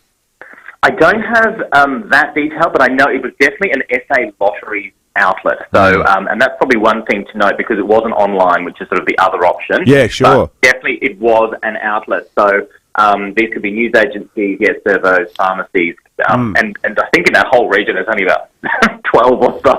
Yeah. So, yes, if you remember grabbing an Oz Lotto entry in that region, perhaps you're passing through or perhaps you live there, do make sure you check your ticket. You'll need to present that ticket, that very valuable piece of paper, to claim the 50 million, which at this stage we'd pay on the 27th of December, which wouldn't be not a bad belated Christmas gift. Yeah, absolutely. We recently had made a national search on, of course, because a lotto ticket expired with a big winning on it. Yes. What's the latest that anyone's ever claimed, or the longest it's gone unclaimed, but then ultimately got claimed? Well, look, I do remember this gentleman, it was a couple of years ago now, but he had it was a Saturday lotto ticket, and he was cleaning out his car and found in the bottom of those sort of reusable shopping bags a ticket, and he did actually check it, and that's when he discovered he'd actually won more than $1 million sort of a year or more earlier. In a bottom of a shopping bag in his car. Yeah, exactly. I mean, it's one of those things, thank God you checked your ticket, because, well, I mean, I guess you'd never know if you just threw it out, these scraps of paper, but at the same time, there is that part of you that just goes, oh, that could have, and I mean, particularly if you think, oh, the year before, that, you know, you may have, I'm sure that $1 million would have come really handy. But the good thing about SA is that you have a year to claim the prize directly from us.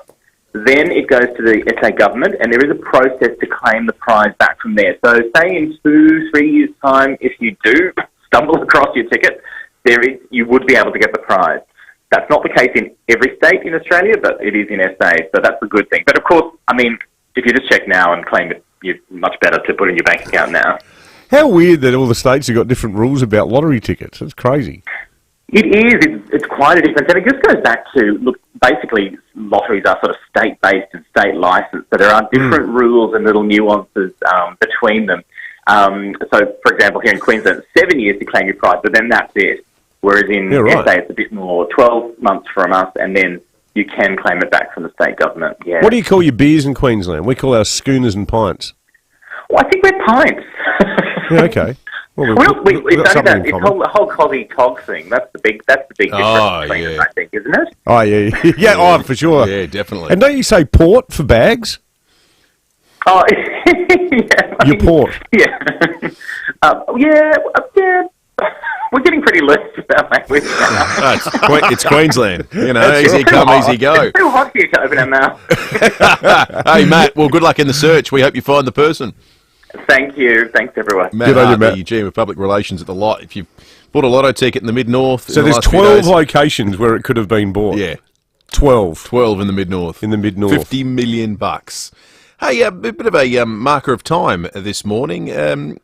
Katie's, which started here in Adelaide, one of the biggest names in Australian fashion at one point in time, is closing. What a week. Monday, Christmas cocktail party. My new Katie's dress looked great. Tuesday was the office party. I wore another new dress. Cute. Wednesday, I wore this gorgeous white number. You know, they're all just $44 each. Talk about value. These Katie's shirt and shorts were perfect at Thursday's barbecue. Friday, I went black and white at the Christmas lunch, and I still got this great Katie's shirt and skirt set. All those tops and bottoms, just $36 each. Looks like I've run out of parties before I've run out of clothes. Katie's was an absolute institution. In the 1980s, I reckon every single woman in Australia would have bought clothes from Katie's, and I knew that store like the back of my hand because my mum worked at the Katie's at Marion from probably 1982 to about 1985. Then she went and worked for Country Road. But I can remember that store so well. It was directly opposite CC Records before it was renovated, the Marion Shopping Centre, and it was always packed. That ad was from 1990, which was just about the heyday of Katie's in Australia. In 1991, there were 163 boutiques, and the brand used to boast that 1 in every 15 Aussie women wore its label. But it's going to shut for good now. Its stores will be closed next month, along with 80 other stores, according to the advertisers reporting this morning, owned by Mosaic Brands, and 480 people will lose their jobs in the new year. The retailer also owns Millers, Rivers, Noni B. It entered voluntary administration in October, but Katie's will be closing and will be no more after 70 years. Katie's was good because it had like a good seasonal turnover of clothes, and it actually had like quite a lot of influence on Australian fashion trends, where they'd suddenly decide that, I don't know, it was going to be a jungle print type theme, or like golf pants, +4s, sans culottes, all these different styles would come in, and suddenly every woman you knew was wearing that new outfit. How many of our other listeners worked at Katie's before, or were Katie's loyalists? Let us know, 8223 0000, or text us on the Duttons text line. We're going to check traffic, sport next. Pineapple fans rejoice. Macca's new Hawaiian burger range is here for a limited time So, Macca's Run. Thanks, Will. Add Myrtle Bank car into a tree on Cross Road near Waite Road as you're heading up to the freeway. Seacombe Garden, sinkhole repairs, Seacombe Road to the Morford Road roundabout, speeds at 40 heading outbound, and slow for works at Lockleys, Henley Beach Road near Torrens Avenue. Cameras this morning, Anzac Highway, Ashford and Duthie Street at Malvern. The time is now at Mercedes-Benz. Enjoy savings across the range, including Mercedes AMG and all electric models. Visit your nearest retailer or shop online today. T's and C's apply. Adelaide's most accurate traffic on 5AA. Visit Jarvis Toyota's brand new undercover home in Brighton Road, Somerton Park, and take advantage of savings across the Toyota certified pre-owned range. Enjoy the same feeling you get with a new Toyota at Jarvis, with all certified pre-owned vehicles tested and backed by Toyota, including a full service history and 90-point safety check. Toyota certified pre-owned, in a class of its own. Your Toyota journey starts at the new Jarvis Toyota, Brighton Road, Somerton Park, proudly celebrating 23 years of great deals. When you're gone, who gets the things most precious to you? Like your grandfather's war medals, or your mother's cherished piano that was passed down to you? If you don't have a will, you'll never know. Donlan Lawyers specialise in wills and estate planning. From the simplest to the most complex, Donlan Lawyers will give effect to your wishes. For wills and estate planning, visit donlanlawyers.com, Hindmarsh Square, Adelaide, and Ocean Street, Victor Harbour. donlanlawyers.com. This Christmas, gift the gift of a second chance. Sponsor a homeless animal. Earn your halo by becoming an RSPCA Guardian Angel and give hope to an animal in need. So you can donate yourself or on behalf of family or friends, and they'll receive a gift card confirming the animal that they're helping. You'll ensure that the animals have what they need to get through the festive season while waiting for their forever homes. Like that? Well, yeah, forever. I see what you did there. When an animal is at risk of neglect or cruelty, you can be there to protect them. This Christmas, become an RSPCA Guardian Angel and help protect those precious animals. For more information, visit rspcaguardianangel.com.au. Summer's here. Time to get your new Walco pool blanket. Made from quality materials, a Walco pool blanket will keep your pool clean, warm, and reduce evaporation. Uncover the savings now. Visit walco.com.au. Hi, I'm Lynn Andrews. For over 50 years, we, the Lynn Andrews team, have specialised in commercial and residential property management. But above all, we specialise in people, helping to make life easier for investors and tenants. Everyone is treated with empathy and respect. It's the way we do business. It's the Lynn Andrews way. For residential and commercial property management, we're here to help you. Visit lynnandrews.com.au. Rosanna Mangiarelli here from 7 News. Join me and Will Goodings for Adelaide's leading news hour, 7 News, tonight at 6 o'clock.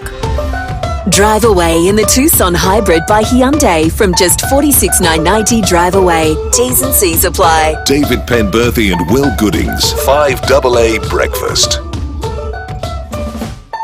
25 minutes after 7, it is 2 weeks to Christmas, 14 days until Christmas. Here at 5AA, of course, we've been counting down our own 12 days of Christmas with Jade Robran, who is today with an absolute icon of the South Australian business scene. She's meeting and chatting with John Paul Drake, the director of Drake Supermarkets. Well, the countdown to that yummy Christmas feast is on, and for everything you need for your delicious menu, Drake's has you covered. Director John Paul Drake, Merry Christmas. Merry Christmas to you too. Now, you're always looking out for our locals. This year is no different. Forget 12 days of Christmas and your true love gave to me. You are all about 12 deals of Christmas. It's the 12 deals of Christmas, and we are so excited to be bringing value back to our customers. And all the favourites, all the Christmas favourites are back. There's no doubt about it, and in fact, these 12 deals of Christmas are going to cover every protein, so make sure you watch out to see what you want to buy, because I might just say it might be a cheap prawn in those deals, but I can't give away anything, because if I gave away it would be not a surprise. Now, I need to ask you, what is JP asking Father Christmas for Christmas this year? Oh, well, the list is very long, but the number one thing, I just hope all South Australians can enjoy that Christmas time with people that they love and they want to be around, even the ones you don't want to be around. Merry Christmas. Merry Christmas! All right, our fourth caller through will win a $100 Drake's Supermarket voucher. Drake's Supermarkets have all your favourites to make this Christmas affordable. Drake's, ingredients to make your Christmas special. Hey, big thanks to Jeanette, who has texted in. We love this thing. So Jeanette has taken a photograph. So Justs Road, which is the road that runs between Selix and Aldinga, there's a property there. I think they've got llamas. It's a sort of sprawling acreage. But every year they make a giant Father Christmas out of massive hay bales, and they do a really, really good job with it because they do it with, looks like it's hand painted. And the good news is that Father Christmas is back, and he's bigger than ever out there just next to the bins, but beautifully painted. They do it every year, and it's an institution now with the local kids. They love it. Yeah, fantastic. Keep the text coming in, 0480 1395. We'll jump on the open line, 8223 0000. You might have a question, query, or like to chat with Sean Fewster, who's going to join us on the other side of the break. Koshy, not too far away either, and the Police Commissioner in just over an hour's time. 5AA News first. Back with more in just a moment. I'll grab a few people I know. We'll mark out some places to go. There's no invitation, just a destination, and that's the best freedom I know. Jump in the Jayco. Jump in the Jayco. Yeah, that's the best freedom I know.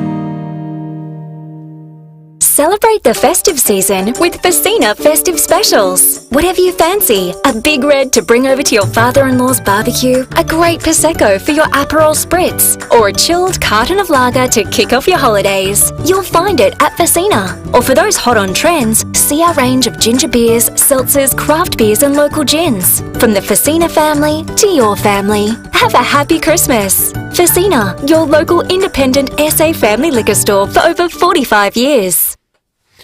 Now, home maintenance can be exhausting. You need a plumber, an electrician, a handyman and a renovator. Well, why not just swap all those numbers for one, and the number is Precise Plumbing and Electrical. From plumbing and electrical work to pipe relining, bathroom renovations and handyman services, they're your one-stop solution with 25 years' worth of happy customers. And they'll service all areas of Adelaide and be there on time, every time, with an expert in your field of need, ready to do top-notch work. In fact, they're so confident in their expertise, their workmanship comes with a lifetime warranty. With free quotes and upfront fixed pricing, Precise Plumbing and Electrical is a name you can trust, and in reality, it's the only name you need to remember. Visit preciseservices.com.au.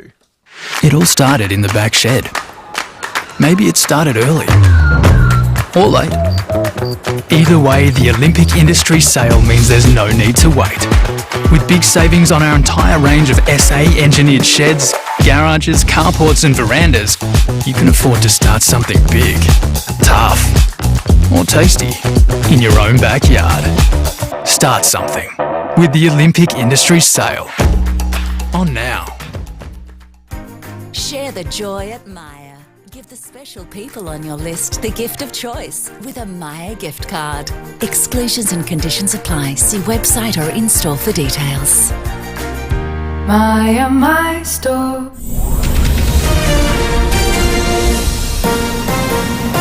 This is 5AA News, always Adelaide.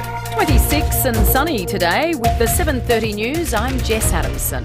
Make RAA-approved windscreen repairer, Complete Windscreens, your insurer repairer of choice. Visit completewindscreens.com.au. A South Australian is waking up $50 million richer this morning. The person, who hasn't come forward to lot officials yet, bought the winning ticket in the state's mid-north. The entry was the only Division 1 payout nationally and the second biggest win in SA this year. 3 copper thieves have been caught at Prospect overnight. Sergeant Peter Williams says they were spotted inside a unit complex being constructed on Davenport Terrace. PD Jack's doing the normal work of our wonderful police dogs, entered the property and detained 2 unsuspecting people, and a third person was located hiding upstairs on a second floor. So all 3 have been arrested, a 29-year-old man, a 26-year-old woman from Findon and a 34-year-old man from Devon Park. The Prime Minister will use a key speech today to promise major childcare reforms if he wins the next election. Under the overhaul, Labor would abolish the activity test, which advocates have long criticised as unfair. Instead, all families earning less than $530,000 a year would get access to 3 days a week subsidised childcare. An accused killer is being held in a maximum security cell in Pennsylvania, waiting to be extradited to New York. Luigi Mangione was arrested by police after allegedly shooting dead the boss of a major US health insurance company. Freddie went to school with the 26-year-old and says he was just a regular guy. This is one of the last people you'd think would do something like this. He was one of the nicest kids, most friendly kids that I had known at Gilman. He was a relatively unassuming kid. He was down to earth. He was smart, well-adjusted socially. He was at least a two-sport athlete, and he really had everything going for him. 2 tourists have been crushed to death by a falling tree at the famous monkey forest in Bali. Footage posted online shows tourists walking along a pathway in Ubud before the tree plummets to the ground. A 32-year-old woman from France and a 42-year-old woman from South Korea were killed. A new think tank claims some energy companies are ripping off customers as they make enormous profits. Gabrielle Hodson has more. Researchers from the Australia Institute allege 2 large energy companies are ripping off households by as much as $400 a year for gas and almost twice as much for power. The Institute says the average AGL electricity customer contributes $755 a year to its earnings, while at Origin it's $595. News Corp reports Origin's net profit rose 60% to $1.1 billion last financial year. Its earnings before interest, tax and other items jumped by 14% to $3.5 billion. Both energy companies dispute the research. The Institute says state and federal government rebates have done little to lower bills, with power costs rising far more, making the cost of living worse. A famous ad for beer brand VB has been added to the National Film and Sound Archive. It dates back to 1968 and has been digitally remastered in the decade since. Sounds of Australia Archive Chief Curator Megan Loader says the uniquely Australian voiceover makes the ad what it is.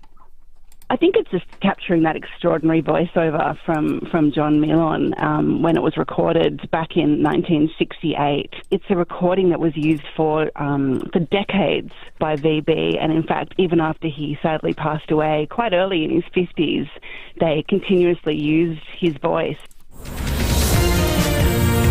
Now turning to 5AA Sports. Get a free fuel card with a new Triton, Pajero, Outlander or Eclipse from Agostino Mitsubishi, Nailsworth and Mawson Lakes. Good morning, Jace Kemp. And a good morning to you, Jess. Some Aussie Test players will hit the Gabba this morning for an optional training session ahead of the third Test against India. Bowlers Jasprit Bumrah and Mohammad Siraj are in doubt for the tourists after missing a net session. Meanwhile, Marcus Harris isn't dwelling on being shunned by selectors. The veteran has turned his attention to the Big Bash after signing with the Renegades. I've enjoyed my cricket all year. The Test selection, yes, it was at the forefront of what I was doing, but it wasn't going to determine how I was going to play or how I was going to feel. So, and now that the team's been picked and they've started playing the series, I don't have too much to worry about. So just focused on what I'm going to do here with the Renegades and looking forward to it. Collingwood has been dealt a fresh injury blow. Tom Mitchell will spend the next 2 weeks in a moon boot with a stress fracture in his foot. In the Champions League this morning, Liverpool defeated Girona 1-0. West Ham leads RB Leipzig 1-0, while Kylian Mbappe has scored an early goal for Real Madrid. Finally, the NRL is set to announce Papua New Guinea as the competition's next expansion team. PNG is expected to join the competition in 2028. And that's the 5AA Sport. Thanks, Jace. Now checking 5AA traffic. G'day there. Got a smash to look out for this morning at Myrtle Bay. Cars unfortunately hit a tree. It's on Crossroad at Waite Road heading up to the freeway. One lane is out of action there. Seacombe Heights still fixing that sinkhole at the roundabout of Morford Road and Seeker Road. Speeds at 40s is always super slow throughout the morning. Quite busy right now. South Road, Karata Park with the Canberra Fisher Street at Narvan. Need help finding that gift this holiday season? We'll look no further. With millions of items to choose from and all in one place, shop amazon.com.au. Adelaide's most accurate traffic on 5AA. Now the 5AA forecast. Sunny and 26 today, sunny and 28 tomorrow, 33 for Saturday and a scorching 39 for Sunday. Right now it's 16 degrees. More news as it happens on 5AA.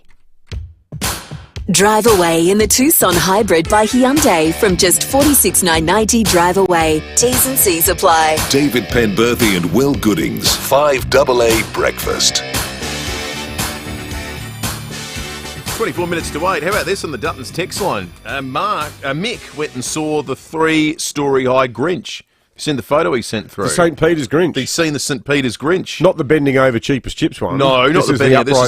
This is the upright. He said, Will, we went to St. Peter's yesterday after you were talking about the 3-story Grinch. Thanks for the recommendation. It was spectacular. That is cool. What about, for context, the little girl in front of it wearing the bike helmet? She looks like an ant. That Grinch is gigantic. It is. Hey, look, we love this, folks. We do all the Christmas light stuff. But if you got any weird random Christmas objects as well, like the Just Road Santa made out of hay and the gigantic towering Grinch of Harrow Road, or where St. Peter, 9th Avenue. 9th Avenue, St. Peter's. If you've got any weird and wonderful Christmas, oddities in your area, Christmas oddities, let us know, or even better, send us through a picture on the text line 0480 1395. It's time to go around the courts with Sean Fuster on 5AA Breakfast. Yeah, for the last time in 2024, we welcome Sean Fuster into the 5AA Breakfast studio. Sean, good morning to you. Good morning, guys. Good morning. I finally get some sleep-ins again. I know. Well, 20 to 8. Yeah. Can't complain about that. Try 6 o'clock. What's 6 o'clock? They only have one of those at night, right? Yeah, that's right. Mind you, court does start early. We're going to talk to you about you're going to be in court at 9:15 this morning for a course that we're going to talk case we're going to talk to you about in a moment. Wanted to start with the Rowan Dennis case yesterday, where a guilty plea has been accepted. The higher charge was dropped. A lot of outstanding questions, I think, from punters about what this all means. The framing of it has been, well, he hasn't been found guilty or pled guilty to causing his wife's death. Now, what does that mean in reality? What does it mean in terms of his prospects for a custodial sentence? What does it mean he has pled guilty to? All right, let's turn to the exemplary reporting of my colleague Lucy Rutherford, and I'll read out what she's put on advertiser.com.au. Dennis pleaded guilty in the Adelaide Magistrates Court to aggravated creating likelihood of harm. Okay? Remember that for a minute. What is it again? Aggravated likelihood of causing harm. Now, what his lawyer, Jane Abbey Casey, explained in court was, quote, there was no intention of Mr. Dennis to harm his wife, and this charge does not charge him with the responsibility for her death. Dennis, through his guilty plea, has admitted to driving a motor vehicle when Melissa Hoskins was on or in close proximity to that vehicle, knowing that act was likely to cause harm to another, and being recklessly indifferent to whether such harm was caused. So what that means is he's not driven at a person, he's not sideswiped a person, he's not rammed into a person. He has driven in such a way that he is aware that his driving could cause harm to someone, and he's recklessly indifferent to it, which is a legal way of saying he doesn't give a rat's. Yeah, well, that's what our reading was. In that moment, whatever led up to that moment, and you've got to remember, we don't know all the circumstances yet. Well, is that going to come out? That will come out in sentencing submissions. So, and can we speculate that they might have been having some sort of disagreement? Well, as Lucy reported, the advertiser understands police will allege Hoskins jumped onto the car bonnet and then grabbed at a door handle. That they will further allege that Dennis continued to drive the four-wheel drive until his wife fell to the ground. So that's what it is there. Someone's allegedly jumped on the bonnet. Hoskins has died. Dennis has seen this and kept driving. Yeah, it's not like so the way to avoid this, Joe, would be to stop. To stop. You have created a likelihood of harm. You know that what you're doing could harm someone. You've continued to do it anyway. The aggravation, the circumstance of aggravation in the charge is the fact that a person has died as a result of you creating that risk of harm. You have not deliberately harmed them. You have created, and we can't even say a dangerous situation because that's a different legal test again. You have created a potentially hazardous, harmful situation, and you've not done anything to stop yourself from doing that. You've not mitigated or removed that risk. And because someone has died as a result, it is an aggravated charge.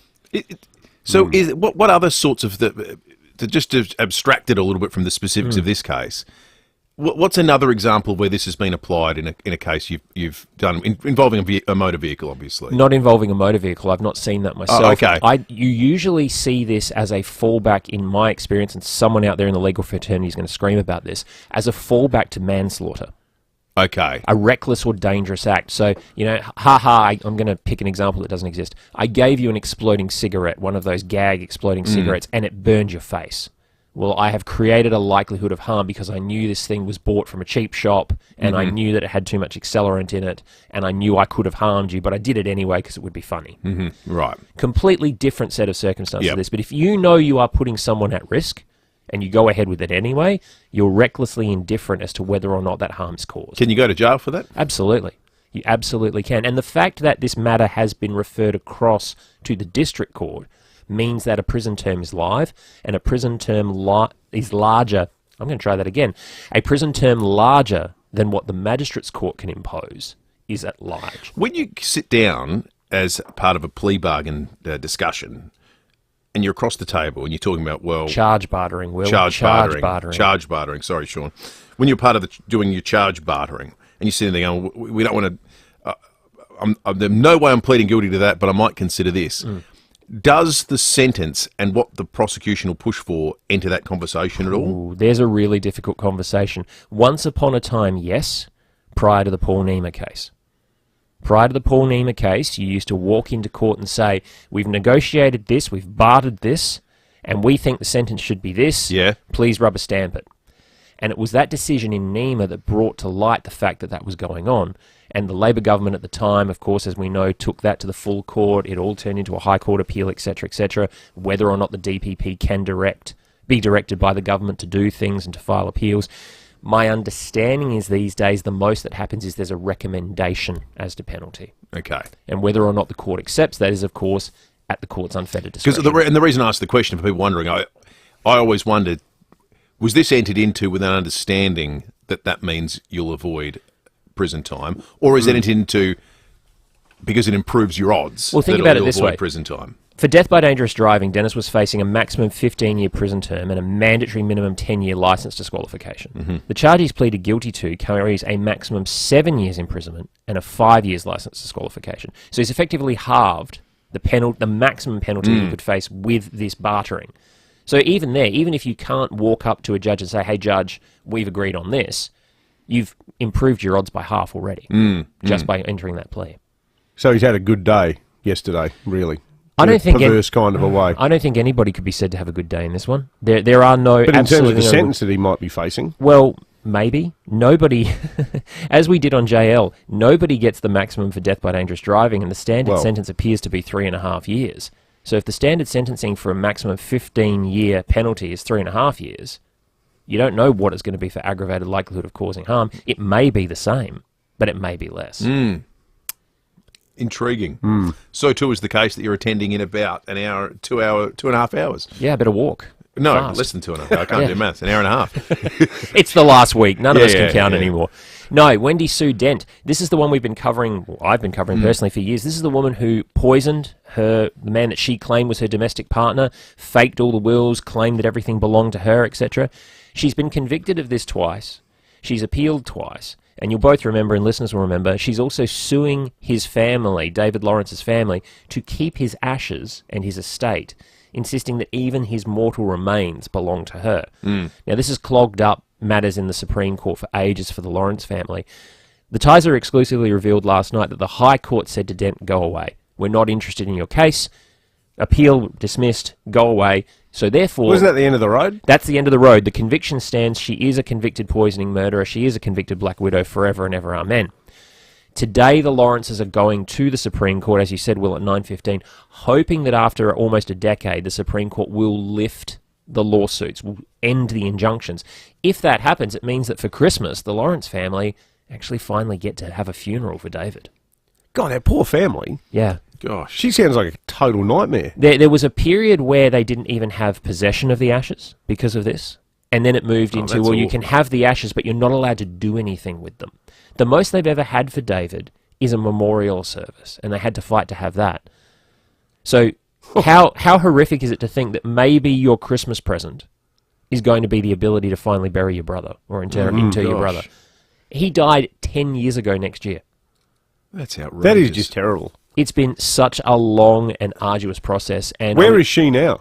She's in prison. She's been in prison since her first conviction. She's never gotten out since then. In fact, from memory, she's been in prison since her arrest. Why do the courts indulge these people for so long? Well, that's one of the questions that the Lawrence family has. They've said they've got no problem, no issue with the criminal justice system because obviously there were questions of law to do with her guilt that needed to be teased out. But in a situation where you remember last year we had that excellent decision by Justice Anne Bampton where she said that the man who killed his wife in a DV situation and killed himself, his will couldn't trump her will and therefore disinherit their daughter. And Justice Bampton just said, I'm just going to end it right here. The daughter gets everything. The end. Go away. This has gone the other way, and it's been teased out and teased out and teased out. Now, one of the last things Dent said at a previous hearing, prior to her High Court hearing, was, if I lose in the High Court, I'll walk away and give up. So let's see whether she stands by her word today. But it just reminds me of the appalling conduct of Danzy. Yeah. After the murder Danzy of parallels. His wife. I've actually spoken with... And also Roman Hines as well, the harassment of his own daughter. I've spoken with Dancy's son Grant at length about this, and the parallels between these two cases are terrifying. When it comes time to do these on JL, they'll probably be back-to-back because the parallel of greed and control and coercion that runs through both of them is borderline insane. But is there something that needs to be done in a legislative sense around this, which is if you have been found guilty, you can't keep going through the courts arguing about wills and inheritance or defamation. The legislation exists. It's just that it can't activate until your conviction is locked in. And if you keep appealing, you can keep kicking the can down the road because you've always got that right of appeal. Yeah. What a joke! Yeah, that is. It's it just doesn't seem to be in the spirit of the intent of the law. It's certainly not on the balance of probabilities like the civil courts look at, is it? Yeah, not at all. Meanwhile, there's people waiting to get to trial. That's right. We're waiting out till 2026 now for trials. Crazy.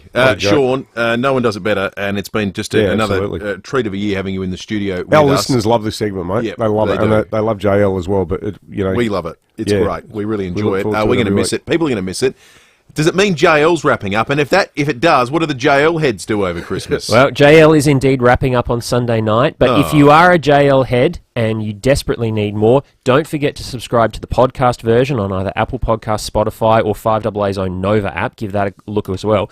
Because, well, I can't promise anything, but we all know Daniel's a bit of a wag, right? We know he's a bit of a naughty boy when he wants to be. Last couple of years, there's been a cheeky Christmas surprise that's dropped for everybody that listens on the apps.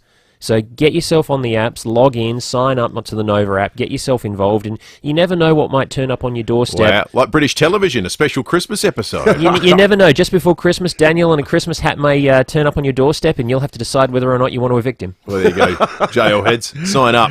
Sean, appreciate it, mate. Merry Great Christmas, to have you in. mate. Merry We'll see you in the new year. Merry Christmas to both of you and to all our listeners. Thank you very much for everything. See you next year. All right, time for traffic. Pineapple fans rejoice. Macca's new Hawaiian burger range is here for a limited time, so Macca's run. Thanks, Will. At Hazelwood Park, a smash on Green Hill Road near Devereux Road. Solid delays city-bound. Myrtle Bank, Carradwood Tree. This one's on Cross Road near Waite Road as you're heading up to the freeway. And a breakdown at Keswick. It's on Green Hill Road as you're approaching Anzac Highway heading outbound. Got a camera this morning. Due through Sarit Melbourne too.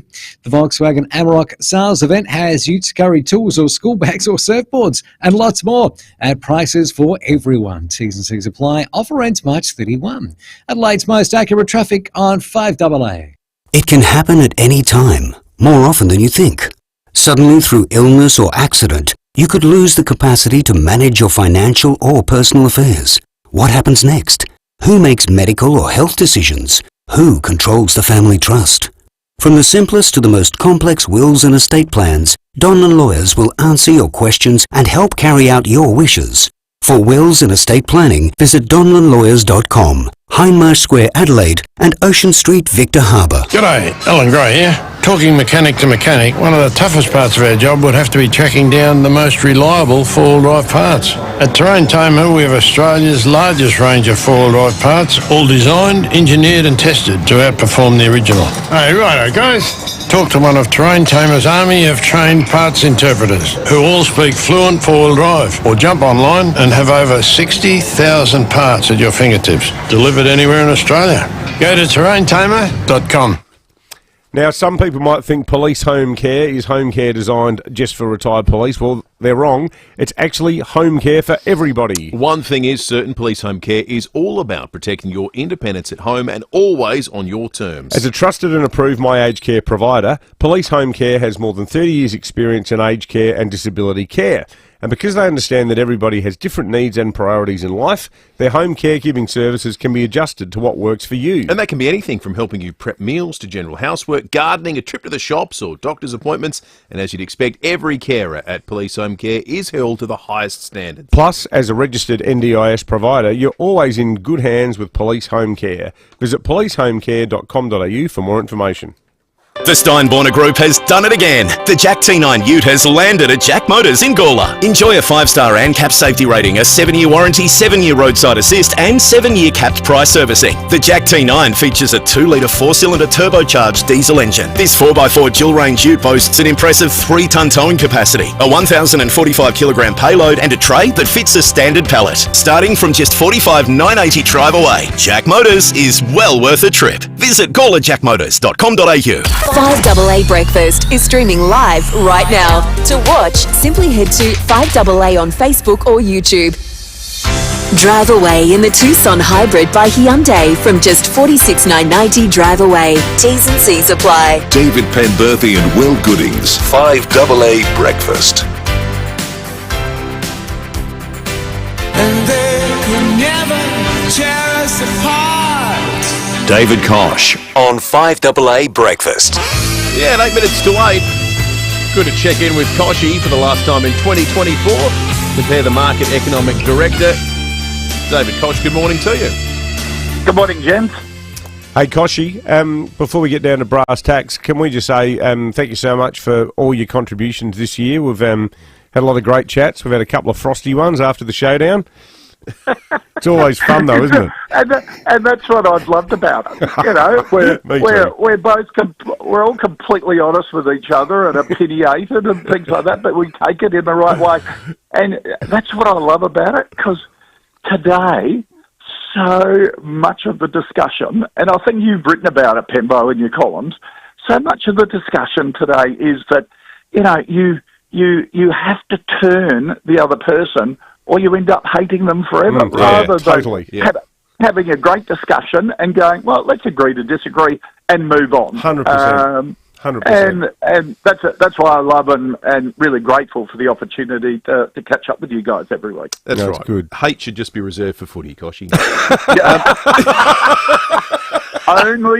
Only between the sirens. Yeah, that's exactly right. Exactly right. Exactly. What did you make of the Reserve Bank decision yesterday? Obviously, no surprise that rates are on hold. No. The language softened significantly. Do you think it'll soften in time to help out the Prime Minister in terms of delivering a rate cut in the lead up to the election? I'm not sure. Markets are now giving the chance of a rate cut in February. They don't meet again until February. About a 50% chance. That's it. Now, Michelle Bullock did a press conference yesterday. She's speaking a couple of times this week, and a couple of the other Reserve Bank governors and board members are speaking. So we'll get a lot more detail on that. But 50% at best in February, and then more likely the first one in May. It was only a couple of weeks ago the big banks were saying there'd be 4 rate cuts next year, but a couple of banks in June were saying there were 2 before the end of this year. So rate cuts are being pushed out and out. The query is on what Trump does.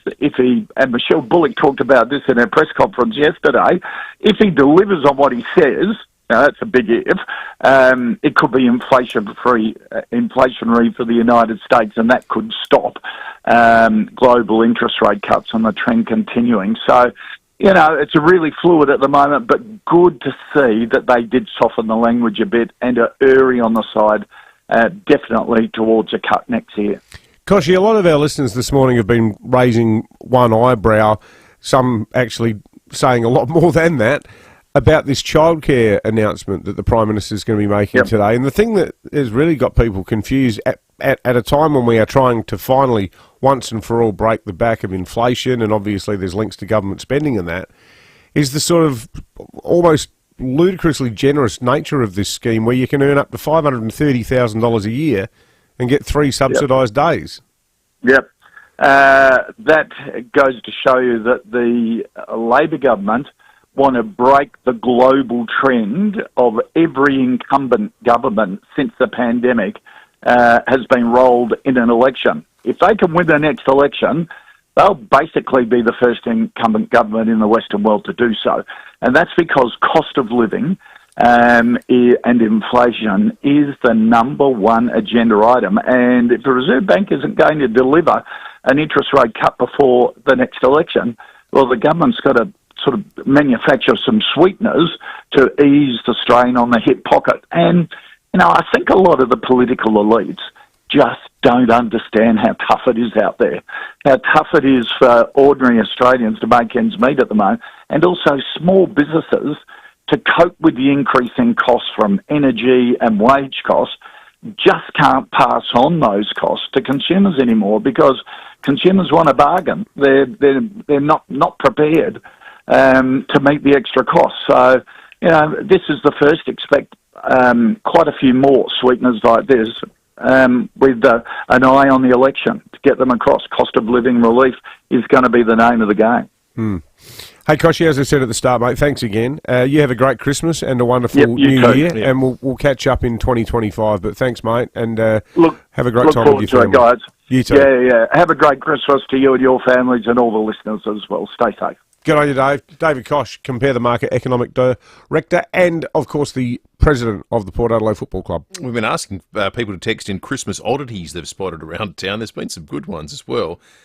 Someone here suggested there's a Santa dressed up as Darth Vader that's getting around. Yeah, in Clarendon Kangarilla. Yeah, Clarendon Kangarilla. And someone also said Meadows Kangarilla. There must be like a property there that's got a whole bunch of these different Father Christmases. That sounds excellent. The Darth Vader Father Christmas sounds really good. Text them in if you got photos. We can put them up on the Foodland Supermarkets Facebook and YouTube live stream as well. We're going to take a break. More to come on 5AA Breakfast next. Want a deal on a new VW? At Mawson Lakes Volkswagen, it's easy and you don't have to wait. Their 2024 plate clearance has started early. That means you can pick your dream Volkswagen. Easy.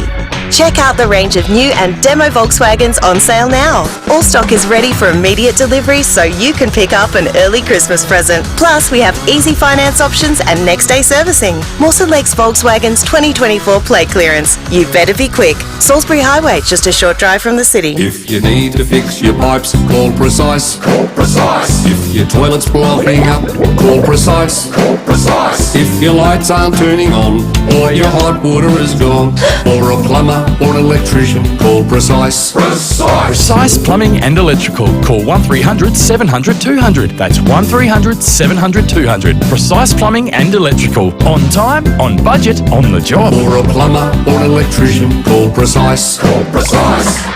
What's on your wish list this Christmas? For people like Tanya, their wishes are more desperate. I wish I could pay the rent and have some money for food. Help people like Tanya by donating to the Vinnie's Christmas Appeal. vinnies.org.au. Rowie and I are at a local restaurant who have invested in the magnificently sleek and reliable Vulcan doors. Rowie, could you step outside for a moment, please? No, why is it always me outside? Thank you. Vulcan doors offer automatic pedestrian doors as well as highly secure industrial roller doors and shutters. Oi, Jimmy! So keep out the heat as well as the pests that come with it. Turbo, when are you going to let me back in? Vulcan doors. Jimmy! Separate yourself from the rest, literally. A potential vaccine to fight a bacteria responsible for life-threatening pneumonia in the very young and elderly has been developed in South Australia, and Fusion Clinical Research has been asked to trial this vaccine. For this important study, Fusion is seeking people aged 70 and over. If you want to take part in this important trial, go to fusiontrials.com.au or call Fusion on 08 7077 6996. You will be paid for your time. The latest local, national and international news for South Australia. This is 5AA News, always Adelaide. 26 and sunny today with the 8 o'clock news. I'm Jess Adamson. Chipped windscreen? RAA approved repairer Complete Windscreens repairs it from just $99. Find the big red koala. Someone in South Australia's mid-north is $50 million richer after winning the entire Oz Lotto jackpot. But Matt Hart from The Lot says they may not know it. If you're in South Australia, check any Oz Lotto ticket you had in last night's draw because they were unregistered. That means I couldn't reach out to them last night. But someone out there has won $50 million in Oz Lotto. 2 women have been caught drink driving in the city in the same car. The first was pulled over on Morford Street driving without headlights on. The driver allegedly blew .201 4 times over the limit. The Mazda sedan also had a smashed windscreen and the driver, a 43-year-old Hope Valley woman, was driving without a licence. She was reported and the vehicle defected. A few hours later, Sergeant Peter Williams says they pulled over the same car on Hindley Street on the wrong side of the road with no lights on. But this time, a different driver, obviously another driver who doesn't know how to drive a motor vehicle, a 36-year-old woman from the Northern Territory. She failed a breath test and refused to then comply with any further testing. So she's racked up some charges for drink driving, driving a defective vehicle and driving on the incorrect side of the road, as well as driving at night without light. The man accused of shooting dead the boss of a US health insurance company is awaiting extradition. Brian Thompson was gunned down in Manhattan en route to an investor meeting. 26-year-old Luigi Mangione has been charged with murder in Pennsylvania and will be transferred to New York to face court. More families will be given access to cheaper childcare if Labor is re-elected. Under reforms, all households earning up to $530,000 annually will be given access to subsidised care. Education Minister Jason Clare says more than 66,000 Australians are expected to benefit. What this is about is making sure that every child who needs it gets access to 3 days of government-supported early education every week. Really, it's about making sure that every child in Australia gets the best possible start in life so that they get the tools and the skills they need so they're ready to start school, ready to learn. Efforts to slow the progression of motor neuron disease are proving successful, giving hope to patients.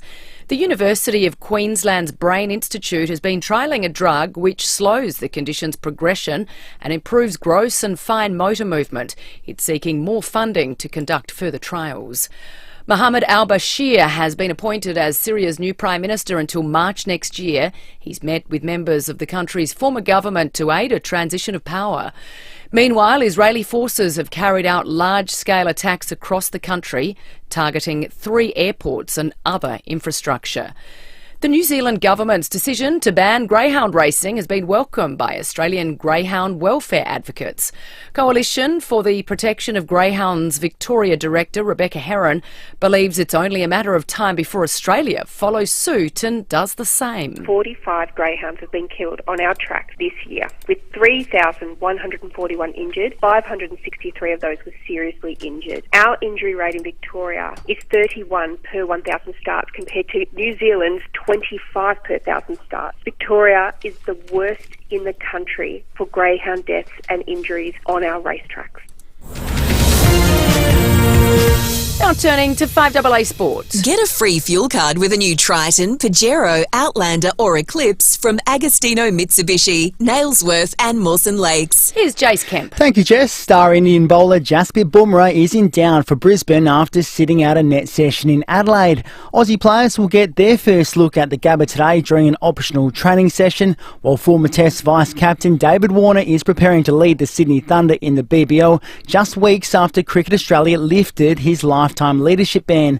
Warner will face the Adelaide Strikers next Tuesday. English recruit Sam Billings is excited to work alongside his former rival. He's a huge kind of inspiration, I think, for any player who plays alongside him. I can learn so much from him, and any support he needs from me from a leadership point of view. I've done it for 7-8 years now and love that part of the game. The AFL has locked in pre-season games for next year. The Crows will travel to Queensland to face Brisbane on Feb 27, while Port Adelaide will travel to Melbourne to take on St Kilda on March 1st. Half-time in the Champions League, Real Madrid is level with Atlanta 1-1. Aston Villa and RB Leipzig are 1-2, while Liverpool beat Girona 1-0. Finally, a new NRL team based in Papua New Guinea will reportedly be announced tomorrow. And that's the 5AA Sport. Thanks, Jace. Now checking 5AA traffic. Morning there at Hazelwood Park. Got a smash to look out for. Greenhill Road at Devereux Road as you're heading inbound. Another crash, this one's at Rose Park of the Britannia Roundabout. How unsurprising. It's on Fullerton Road heading outbound, and slow for a breakdown at Keswick. Greenhill Road is approaching Anzac Highway. Camera Fisher Street, Melbourne this morning too. This weekend, don't miss Wicked, the magical movie event that has captivated the world. Nominated for 4 Golden Globes, including Best Picture. Wicked is in cinemas now. Adelaide's most accurate traffic on 5AA. Sunny and 26 today, 28 tomorrow, 29 for Friday, 33 for Saturday, and a scorcher for Sunday, up to 39 degrees. Right now, it's 17 degrees. More news as it happens on 5AA. The news and issues that matter to South Australia. Always Adelaide. This is 5AA. Drive away in the Tucson Hybrid by Hyundai from just $46,990 drive away. T's and C's apply. David Penberthy and Will Goodings. 5AA Breakfast. 6 minutes after 8, SAPOL have put out some advice that the Mount Barker on and off ramps have been closed, along with southbound lanes on Adelaide Road due to a spill. No more information beyond that at this point in time. A spill. If you've got you've been through the area and can tell us what's happened, let us know. 8223 0000. Also, we're following yet another anti-Semitic attack in Australia, this time in Sydney. There's a suburb in Sydney with a large Jewish population. This is the second time they've been targeted in a month. This time a car's been firebombed and all sorts of stuff's been written about Israel and graffitied in the immediate area. The Prime Minister put out a tweet in just the last half an hour in which he said, "The incident in Sydney is an outrage and another anti-Semitic attack. I'll be briefed by the AFP Operation Avalite officials this morning. I stand with the Jewish community and unequivocally condemn this attack. There is no place for hatred or anti-Semitism in our community." We will be crossing to Sydney very, very shortly. Right now, though, time for Breaking 8. Well, it was yesterday at 8:30 where we brought you the story about Colleen Billows, who many of you will remember. We had Colleen on the show in the context of the Western Hospital when the story broke about the future of Western Hospital. Well, yesterday, Colleen herself became the focus of the health system more broadly, having gone into the RA last Friday with an eye condition. And due to the shortage of beds, she ended up sharing a room in a sort of holding area with 3 men, raising all sorts of concerns about privacy. Well, Colleen's son came on the program and we had a chat to him. And a few hours after that, Colleen finally got some good news after several days of waiting in this room with her 3 chums. We have Colleen on the line now. Colleen, thank you so much for joining us, and great to be chatting to you again, albeit under quite trying circumstances, I guess, after what you've been through the last few days. Look, I can't speak highly enough of the staff here at the hospital. It was wonderful. This morning I woke up, I can see the Adelaide Oval. Beautiful. Where my beloved Crows play. But hopefully you're not still there when the footy season starts. Well, it could be. My eye, I just woke up 5 weeks ago with no vision in my right eye. They're still not sure what's going on. But, our health system needs looking at. I had no idea this hospital's got 42 theatres in it for operations.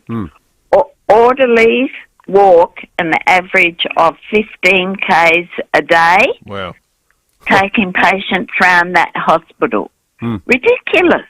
And I had no idea, I was told there was a bed for me, came out the theatre, put in the overflow ward, that's what it's called, no window, you're in no TV, you're in unisex area, share the toilet, share the bathroom. Not bad for an 88-year-old. Yeah. You're taking it in good spirits, Colleen, but I've got to say, yesterday, your son made the point, and so many of our listeners were saying, is this really the way, I say this respectfully, an elderly lady should be treated, particularly being sort of herded into a room with three chaps? Yeah, but what can you do? How can we help? You know, you've got to be prepared. And I actually, during the night, thought, what could I do to help? Because I'm a, community worker. I love helping people. Work at Ronnie Mac for 25 years. Bring a notebook in. Write down all your numbers that you require. Don't rely on your phone, because my charger blew up yesterday. How do you get help? Well, how do you get help? I suppose part of how you got help was after your son spoke to us. Yeah. SA Health did spring into action, and you ended up getting moved to a private room for the rest of your stay. Yeah, and I'll be here for the end of the week. But, country families, they have such difficulty. I've brought a notebook in. I've kept a diary. When I see a doctor, I get him to write in what treatment I've had, so my family knows what's going on. But I must say the staff here are brilliant. And I don't know what we would do, have this hospital run without overseas students becoming nurses. Yeah, well, they're fantastic. That's a very good point. Well, look, Colleen, we're glad your son spoke to us, and we're glad that and thank it's all you been for sorted what out. you've done to Western. We've managed to keep that going, which is fantastic. So, it's an interesting experience. A bit too interesting, I think. Well, good on you, Colleen. When you're 88, but love to everyone. Yeah. Everyone's great here. Good luck for... And thank you for FIVEAA. No, not at all, Colleen. We're just glad it got fixed. And just to round it out, the opposition health spokeswoman, Ashton Hearn, sent me a statement saying if the health system was operating as Labor promised it would, Colleen wouldn't have been frustratingly stranded in a hospital overspill area for days on end. It shouldn't take bad publicity for the government to act. Thank you for that, Colleen. We'll chat again soon. 12 minutes after 8, we reported a moment ago from SAPOL that the Mount Barker on and off ramps closed along southbound lanes on Adelaide Road due to a spill of some description. I've just been chatting with someone providing an eyewitness account who says it looks like yellow paint. There's a lot of a yellow substance on the ground. There are a whole heap of fire trucks in attendance at the scene as well. So don't know what the substance is, but it looks like a very bright yellowy sort of substance. We'll try to get more information on that for you as the morning progresses. The other thing we mentioned at the top of the hour, yet another anti-Semitic attack in Australia, the second in a largely a large Jewish suburb in Sydney. Let's head there now. Kenny Heatley for Sky News joins us. Kenny, good morning to you. Good morning, guys. Kenny, just give us a sense, of the setting, the location. Is it a private home where this has happened? Yeah, it's a private residential street, which is still blocked off. I'm just at the crime scene right now, so police have taped it off.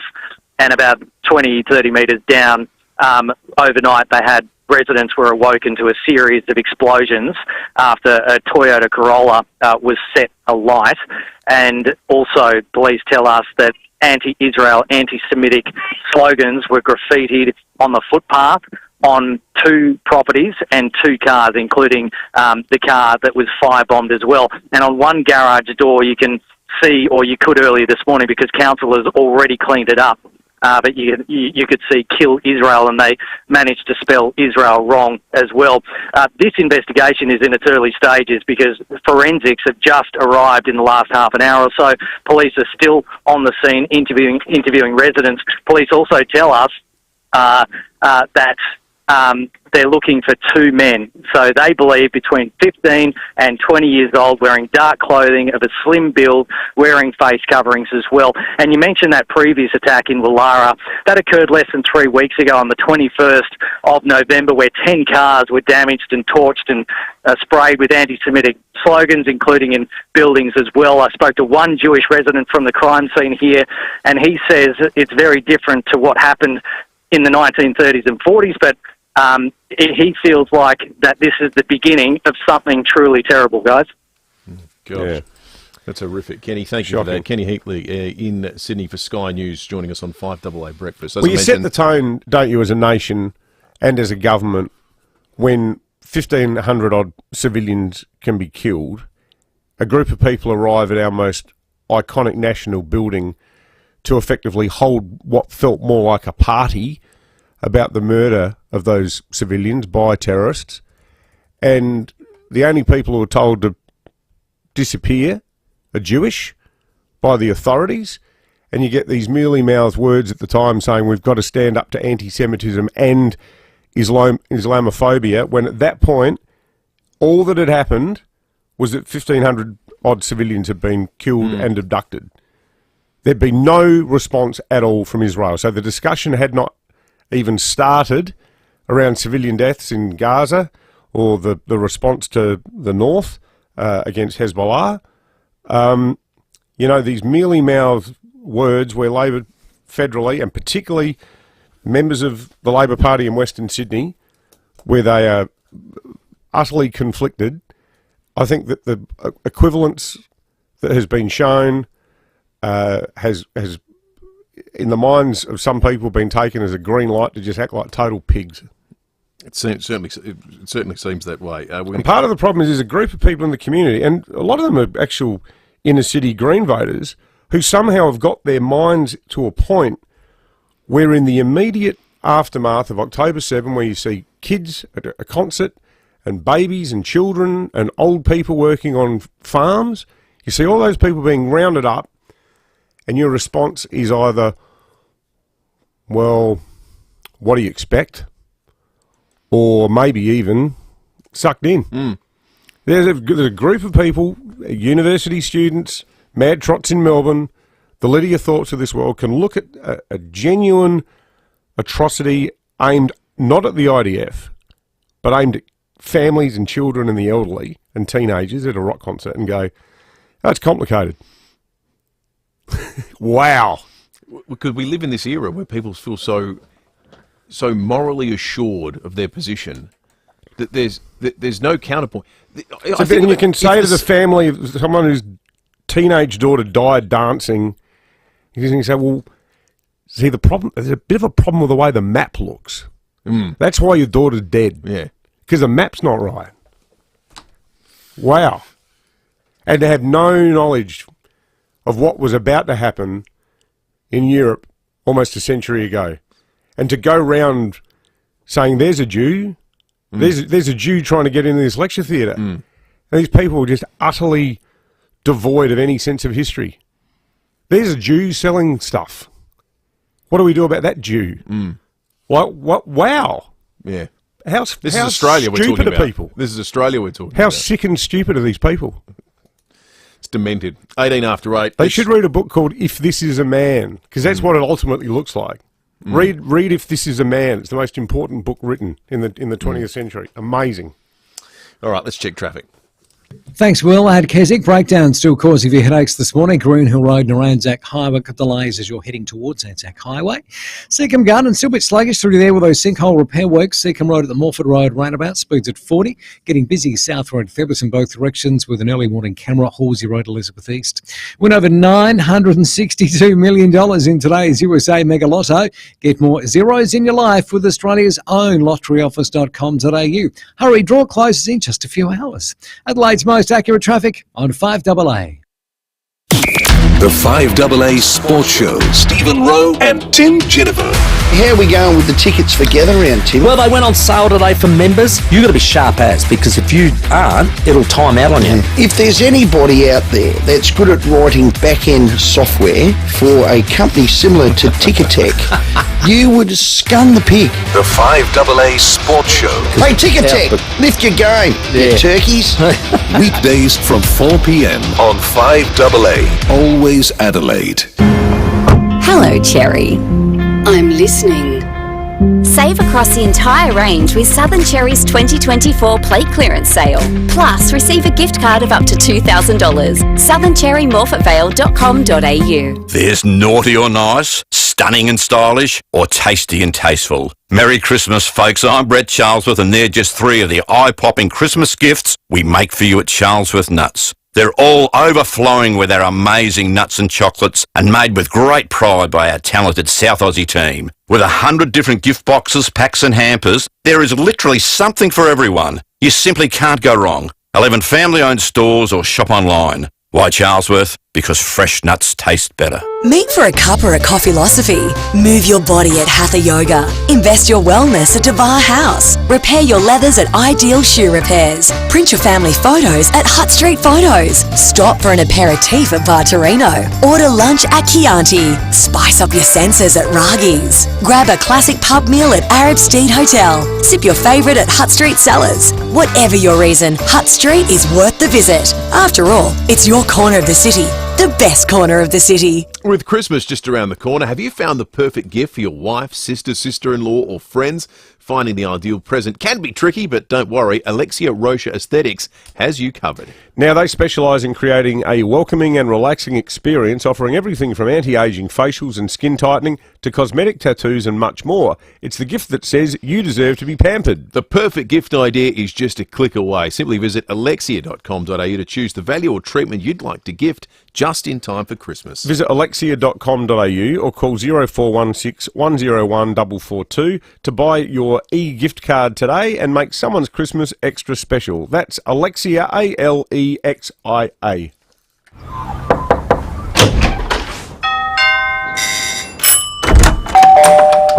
Come on in. We open our doors to people we trust and care about. And for over 85 years, South Australians have been opening their doors to Rest Haven. In turn, we've been opening doors to an easier, better life at home. From personal care to help with the shopping and social outings, you'll welcome the care that Rest Haven brings. Rosanna Mangiarelli here from 7 News. Join me and Will Goodings for Adelaide's leading news hour, 7 News, tonight at 6 o'clock. Drive away in the Tucson Hybrid by Hyundai from just $46,990 drive away. T's and C's apply. David Penberthy and Will Goodings, 5AA Breakfast. 22 after 8, time for Fuel Watch. It's better to be a member with RAA Rewards. Download the RAA app and start saving today. Cheapest unleaded today is at the Ampol Broadview on Hampstead Road. $1.57, that's a great price. Elsewhere, $1.67 on Brighton Road in Brighton. $1.64 on O'Connell Street opposite the bakery in North Adelaide. $1.69 at the Caltex Findon on Findon Road. If you're in the city today, diesel is $1.81 along West Terrace. And look, while you are at the survey, you might want to pick up a copy of today's Advertiser because there is an absolutely fantastic photograph on page 3 of Will and Rosanna and Amelia. Now, Will is wearing a spectacular green bow tie, and it's, of course, Peter Shearer's suit, looking absolutely resplendent there, sadly obscured by the Christmas tree, and he's got what appears to be a... I think all of me is deliberately obscured by the Christmas tree. Was the photographer saying that? Now, Rosanna and Amelia, can you just come forward and can you stand almost in your entirety behind the Christmas tree? Almost like you're hiding behind the tree.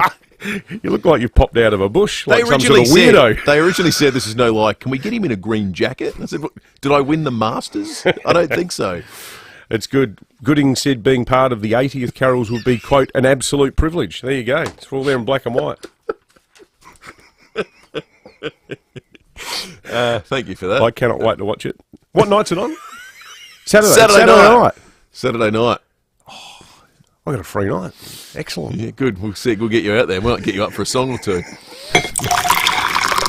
Give us the tea, Adelaide. Right, if you're building or renovating, your first choice, you're visiting the Smeg showroom at Deputy Distributors. Taste the difference with Smeg. You've got a rumour for us. Get calling right now. 8223 00 up. Our last Smeg kettle of the year. Rumours big or small. Get calling, or you can shoot us a text, but it'll be a caller who wins it. And remember, you can remain totally anonymous. 8223 00. We'll take your rumours between now and 9 o'clock. Police Commissioner coming up in just a moment. But first, let's check in again with Jade Robran. Morning, Jade. Good morning, guys. It really is the most fabulous time of the year, isn't it? Not because it's Christmas, but because Gather Round tickets are on sale.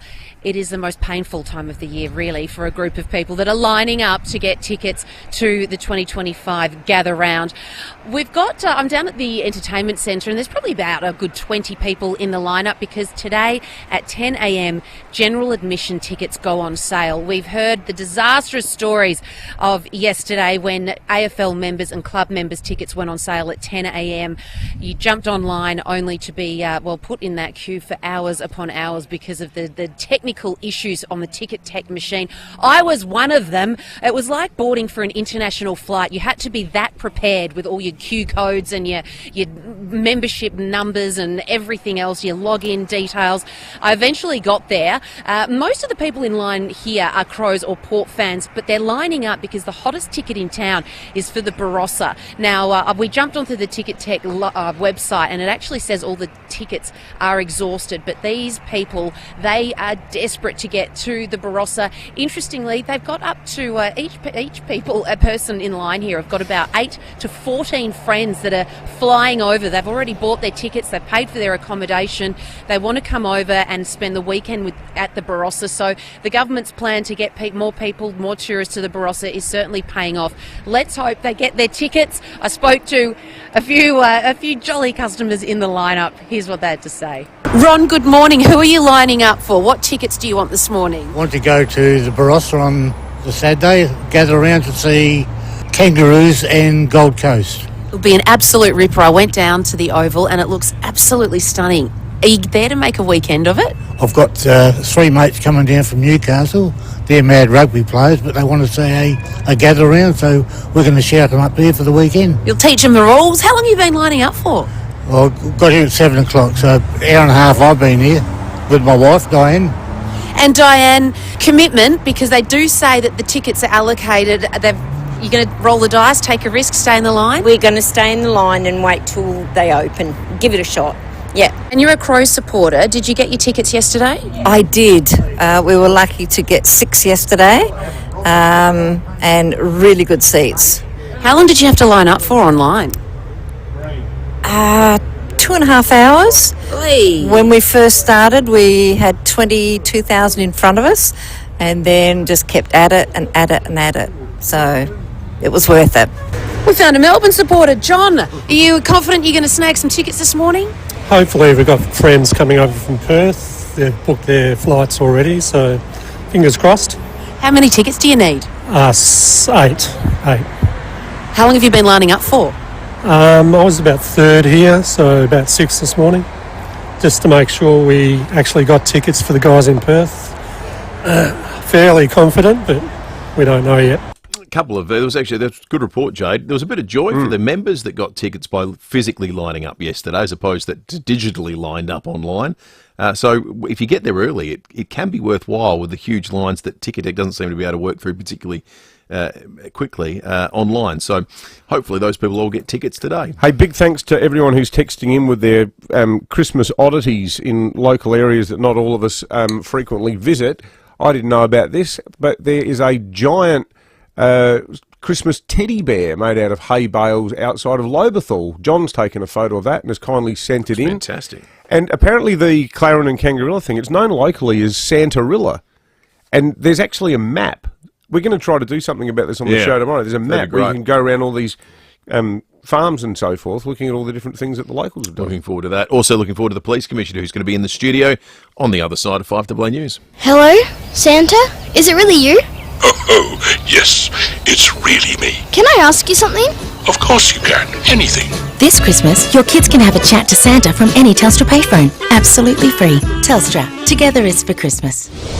Adelaide's local, trusted and truly connected talkback radio station. 5AA. Always Adelaide. Just call Ken Hall. We'll be there anytime at all. Just call Ken Hall. Need small jobs done before Christmas or New Year? Just call Ken. We'll get them done right, without delay.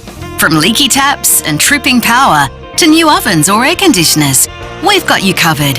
Our qualified team can do it all. Working for you since 1983, just call Ken. Just call Ken Hall. Samtas Seafood deliver SA's freshest and finest seafood. Enjoy unbeatable factory direct prices on all sizes of premium king prawns. On sale now, large SA cooked king prawns for just $21.99 a kilo, or grab the 3 kilo deal at just $19.90 per kilo. It was in Samtas yesterday. Got a kilo of flathead fillets. We had fish tacos last night. Oh, yum. Sensational. Make the pico de gallo to go with it? Yeah, well, we had all the good stuff. Samtas is shucking fresh West Coast oysters and tenderising large Southeast octopus daily.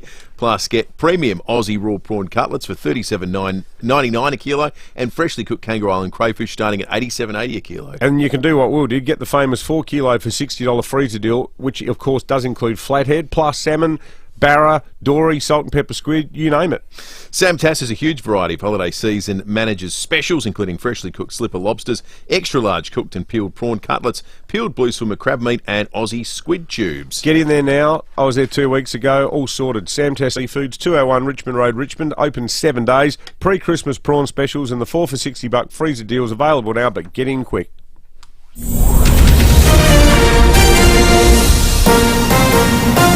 This is 5AA News. Always Adelaide. 26 and sunny today with the 8:30 news. I'm Jess Adamson.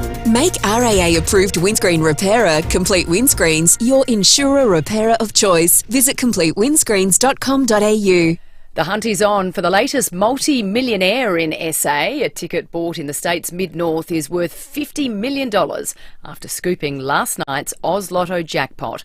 Matt Hart from The Lot says there are only about a dozen outlets in the area. If you remember grabbing an Oz Lotto entry in that region, perhaps you're passing through or perhaps you live there, do make sure you check your ticket. You'll need to present that ticket, that very valuable piece of paper, to claim the $50 million, which at this stage we pay on the 27th of December.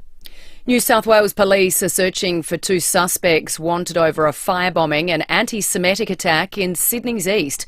Jack Hahn reports. The 2 people that police want to speak to urgently are aged between 15 and 20, described as being of a slim build and was seen wearing dark clothing and face coverings. The pair were spotted in Woollahra around the same time as an arson attack on Magnay Street. Emergency services finding a red Toyota Corolla well alight and 7 properties sprayed with anti-Israel slogans, some reading "Kill Israel," and the word death was also used.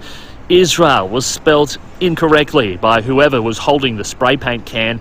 Premier Chris Minns has described this as an anti-Semitic attack. He says this is not the Sydney we want and promises that the offenders will be found and will face the full force of the law. Labor is promising reforms to further reduce the cost of childcare if it wins the next federal election. In a key speech in Brisbane today, Prime Minister Anthony Albanese will pledge to abolish the activity test, which advocates have long criticised as unfair. Instead, all families earning less than $530,000 a year would be guaranteed 3 days a week of subsidised childcare. Telstra has paid a $3 million penalty over an outage which affected 000 calls. A technical disruption affected its 000 emergency call centre in March. ACMA's Samantha York says it didn't fulfil its responsibility as the national operator of the service. Telstra had to use a list of backup phone numbers to transfer callers to the various emergency services. Several of the numbers that they were using as a backup were incorrect, which meant that 127 calls were not connected. Budget airline Rex is being sued by Australia's national corporate watchdog. ASIC alleges the airline's CEO and 3 other directors misled the market about their financial performance in an ASX announcement in February last year. ASIC says Rex stated they were optimistic they were set to have positive operating profits, but will allege that Rex did not have a reasonable basis for that claim. The iconic VB ad has been added to the National Film and Sound Archive. A hard-earned thirst needs a big cold beer, and the best cold beer is Vic. A long cold Vic. You can get it. It dates back to 1968 and has been digitally remastered in the decades since.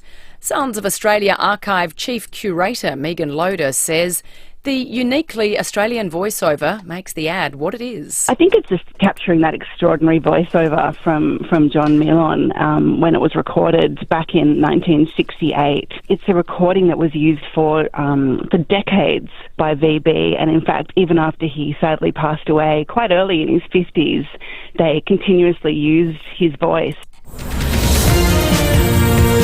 Now turning to 5AA Sport. Get a free fuel card with a new Triton, Pajero, Outlander or Eclipse from Agostino Mitsubishi, Nailsworth and Mawson Lakes. Good morning to Jace Kemp. And a good morning to you, Jess. After dominating the first test in Perth, there are serious concerns over India ahead of the third test at the Gabba. Star bowler Jasprit Bumrah is in doubt for Brisbane after sitting out a net session in Adelaide. Meanwhile, the Aussie women will take on India in the final one day this afternoon at the WACA. Australia won the first two games but is chasing championship points to secure top spot on the table. Star keeper Beth Mooney says conditions at the WACA should suit the Aussies. Yeah, it'll be a tough contest. I know we've got a great bowling lineup, one of the best in the world, so we'll hopefully be able to get as much as we can out of the wicket and wreak some havoc early, and we've got an excellent batting lineup with great depth, so hopefully whichever way the coin falls and whatever we decide, we do the first thing really well and nail it at the back end. In the Champions League this morning, Liverpool remains undefeated after a 1-0 win over Girona. Confirmation of a new NRL team based in Papua New Guinea will be announced tomorrow. And finally, the Aussies have picked up 2 silver medals at the Short Course Swimming Championships in Budapest. And that's the 5AA Sport. Thanks, Jace. Now checking 5AA traffic. At Mount Barker, Patesville on the freeway outbound. It's near the Mount Barker exit delays and detours in place there. Keziga breakdown, Green Hill Road near Anzac High, with delays. And Cumberland Park, a smash on Goodwood Road near Crossroad, seeing delays inbound. Busy right now, South Road, Karata Park with a camera, Happy Valley Drive, Happy Valley. Got FPOS? Got to have fees right? Nope, not happening. Not with SmartPay, zero cost FPOS. Visit smartpay.com.au. T's and C's and minimum turnover apply. Adelaide's most accurate traffic on 5AA. To the weather now, sunny and 26 today, a perfect 28 tomorrow, 29 for Friday, 33 for Saturday and up to 39 for Sunday. Right now it's 18 degrees. More news as it happens on 5AA. BJ Energy don't just install solar and battery systems, they optimise everything to do with solar, squeezing every bit of energy out of the sun to help take control over your energy bills. And because BJ Energy are fully qualified electricians, they can help you in all things home energy, solar repairs and maintenance, EV chargers, lighting, switchboard upgrades, heat pump systems and more. Contact BJ Energy for a free consultation.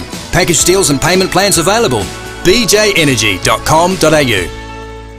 $20,000. Want to win it? Here's how. Edwardstown Mazda's incredible 2024 plate clearance sale is heating up. Buy a new demo or used car from Edwardstown Mazda and you're in the draw to win $20,000. That's right, $20,000. Why would you go anywhere else? Your dream Mazda and $20,000? It's gotta be Edwardstown Mazda, the #1 destination for Mazda in SA. T's and C's apply. T24/1786. 5AA Breakfast is streaming live right now. To watch, simply head to 5AA on Facebook or YouTube. Drive away in the Tucson Hybrid by Hyundai from just $46,990 drive away. T's and C's apply. David Penberthy and Will Goodings, 5AA Breakfast. 22 minutes to 9. I know, David, you're a nervous flyer. I don't know how you would have gone. You used to have your moments, didn't you, when you were younger? You got over it. You may have reignited your fears had you been on the flight from Brisbane to Adelaide when the announcement came over, the PA, that they were going to have to make an emergency landing back in Brisbane and the tyres may explode on impact. There was a braking issue on board. Everyone was told to brace. The brace you see in the instructional video came into play. We're going to be chatting to someone who was on board that flight before 9 o'clock this morning. They'll be joining us. I would have been frantically trying to remember the words to the Lord's Prayer. Being a lapsed Methodist, moments like that, maybe it would have come back to you. I know, God, you haven't heard from me for a while. However, something's come up. Yeah, that's right. Exactly. If you jump on the Foodland Modes Facebook and YouTube live stream, you'll note the Police Commissioner is with us in the 5AA Breakfast studio. Commissioner, good morning. Good morning. Good morning. Good to have you in, Commissioner. We went really big last week, and in your absence, the Acting Commissioner, Linda Williams, we thought, to her great credit, because rarely does SAPOL do this, but to put out a statement about a judgment a court judgment is a rare step for the SA police, and I guess it suggested the degree of what's the word? What is the word for how the police force felt? Anger. Yeah, I don't think it's... Well, firstly, let me say the comments made by Linda and the statement that she put out while I was away really hit the nail on the head. And I think it's fair to say that it wouldn't be an underestimate to say that there are about 5,500 South Australian police officers who were angered by what they saw on this occasion. And I'll qualify what I say by stating that invariably you guys and other people within the media ask me about my opinion in relation to sentencing and judgments. And I'm always very cautious about making any statements regarding those sort of situations because, and I do say this, that we're often not aware of the full circumstances that a magistrate or a judge takes into account when determining sentence and how that sentence will be applied. But for the life of me, I can't see how this outcome was arrived at under the circumstances. It's really disappointing that police officers sort of walk away from this type of result questioning whether or not they're being properly protected by the law, by the justice system. And you really have to ask the question, does this provide that level of general deterrence that we expect sentences to provide for other people to make them think twice about whether they're going to assault police officers? We're left scratching our heads on this. This was a violent, sustained, aggressive, vile attack on a police officer and 2 security guards. So not an insignificant offence. And let's not forget that the person who did this was on a good behaviour bond for disorderly behaviour and resisting arrest and has a previous offence of assault police for which they received a bond. So it's not like this is a one-time deal. This is a sustained sort of demonstration of antisocial, aggressive behaviour to people in authority. And I'm left a little bit dumbfounded as how you can walk away without a single day in jail and without forfeiting a single cent for penalty. And it brings into question for me the utility of maximum sentences in the various pieces of legislation we have that we apply. Apart from the offence of murder, I can't think of, and neither can any of my executive team, we can't think of a single example where anyone has ever received the maximum penalty for an offence. We have life imprisonment for serious drug trafficking. I don't ever remember a time when a serious drug trafficker has received life imprisonment. The penalty for assaulting a prescribed emergency services worker is 15 years. Now, I'm not arguing on whether or not the 3.5 odd years that this person was sentenced to was sufficient or not, but how bad does it have to be before people start to get serious penalties for assaulting police? And when do police feel like they're being protected by the courts? Well said. Well, 100%. So I just want to see if this is right. Since the legislation came in that made it an aggravated offence if you assault a frontline service worker, is it the case that since that's come in fact, incidents of assault against police have actually increased? I think there has been an increase, but there could be a range of factors that contribute to that. Yeah, but that's pretty telling, isn't it? Well, like I'm saying, I'm not saying that. I don't think you can draw a nexus between a change in legislation and more offences, but I think what it shows is a change in societal standards in terms of people's respect for authority and this disregard for the well-being of other people who are voluntarily putting themselves in harm's way every single day that they go to work. They're doing so knowing that they may be involved in an incident that can have life-altering effects for them. Like, let's not forget that the police officer involved in that incident, they don't walk away from this. They don't go home and just resume their life as normal. Like serious assault, having clumps of hair ripped out of your scalp, you don't just turn up to work the next day and get on with it like nothing's happened. Now, these events have life-changing impacts on police officers, and it might not happen tomorrow, but you can only deal with so many of these things before you start to wonder what the hell you're doing. And if you're not being properly protected by the courts, then we ask the question, how do we encourage people to join police? And it's not just coppers who wonder, is it worth it? We've got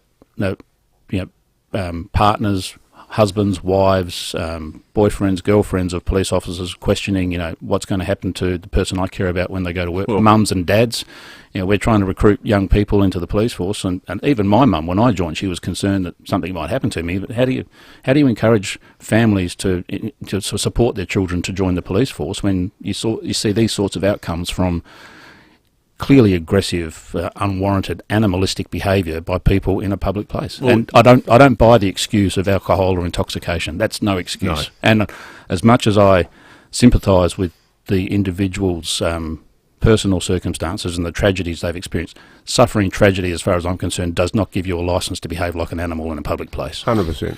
It's a lethal combination for the retention issue too, isn't it? Absolutely. Having what you describe it as an environment where people have less respect for authority, and it manifests in violence sometimes. So against that backdrop, the penalties aren't meeting the criteria that I think most people think they should. So there's little wonder people are leaving. Well, I think there's a gap in terms of what we're seeing and what the expectation is. And it's not just the expectation of police, it's the expectation of the community generally. I think we've seen an appropriate level of outrage across the community about this particular sentence. There has to be consequences for this behaviour. It felt like when I was reading that judgment that we got the entire life story of Raina Cruz and every terrible thing that had ever happened to her, and you rightly said that is a factor in the life that she has led, but it felt like Constable Anthea Beck was completely airbrushed out of the story. There is Anthea, and Anthea has had a significant impact on Anthea. There's no denying that. And I think they're probably insufficient regard. It was referenced in the sentencing remarks. There was a reference to the victim impact statement, and also the 2 security officers.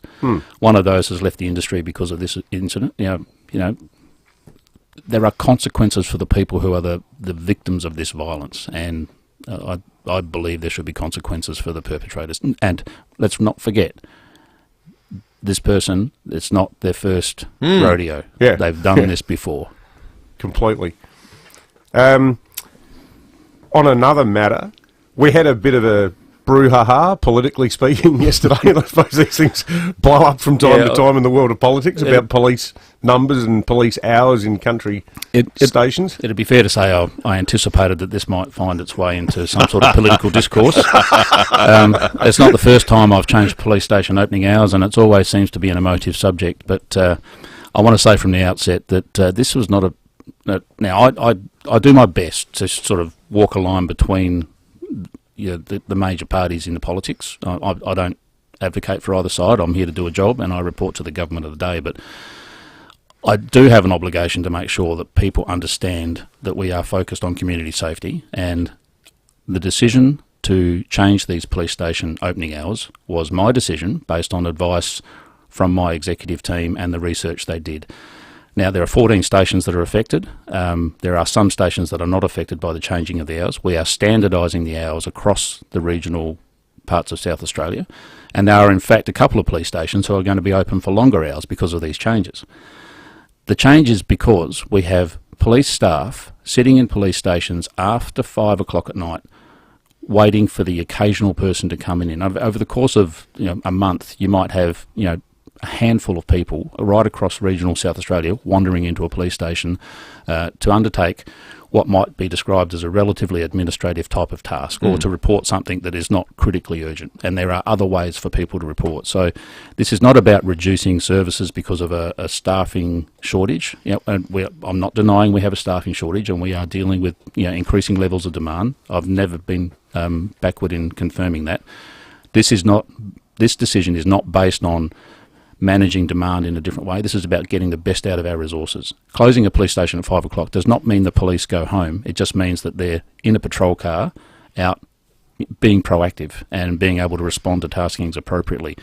And I heard a bit of your commentary the other day about the Henley Beach police station and how having the police station open because of its location is a great visual reminder to people. Well, drive past the Henley Beach police station when it's open and compare it to when it's closed. There's not a lot of difference. You don't see police cars because, firstly, they're out on patrol, and secondly, if they are there, they're parked behind a fence.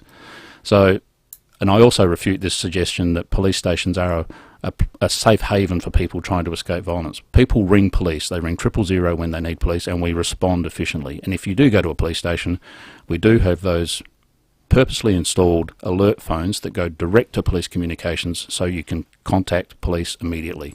This is a decision about getting the best out of our resources, not about constraining services to country locations. They get the same level of services they'll always get, but like any other business, we've got to be sensible in how we use our resources, and having a police officer or a police employee sitting in a station for hours waiting for someone who might wander in is not a good use of our resources, and I think the community should expect that we'd be doing the best we can to get the best out of our resources.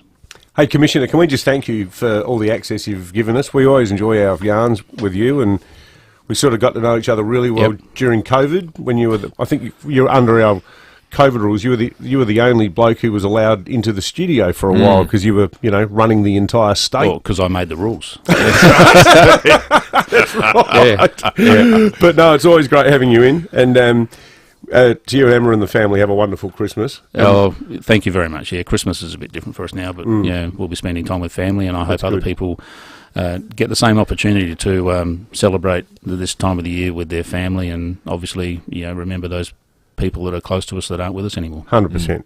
100%. We'll Merry see you in the Christmas, new year. Look forward to it. Good on you. Thank you. Have a good All Christmas. Right, let's check traffic. Pineapple fans rejoice. Macca's new Hawaiian burger range is here for a limited time, so Macca's run. Thanks, Will. Mount Barker, a paint spill on the freeway outbound. That is a disaster. It's near the Mount Barker exit. Heavy delays all around that area. Detours in place. Take it easy if heading that way. Cumberland Park has smashed Goodwood Road and Crossroad, seeing delays inbound. Quite busy at the moment. South Road, Karata Park, quite slow. The Parade, Ave Norwood, with the camera, Happy Valley Drive, Happy Valley.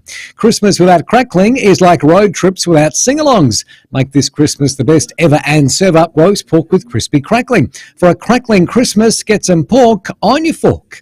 Adelaide's most accurate traffic on 5AA. At Phil Hoffman Corporate Travel, we understand how important peace of mind is for you and your business travellers. With over 30 years' experience, our friendly and efficient travel consultants provide personalised travel management services with valuable and competitive corporate rates for small and large businesses. We ensure efficient and hassle-free travel management with 24/7 emergency assistance and support.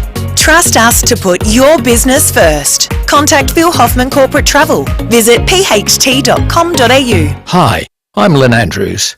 The Lynn Andrews team have seen a lot of change in real estate over the past 50 years, but one thing remains unchanged: our passion to help people invest in their future, to build strong property portfolios in either the residential or the commercial sectors.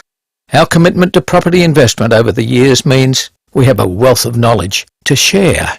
We're here to help you. Visit lynnandrews.com.au.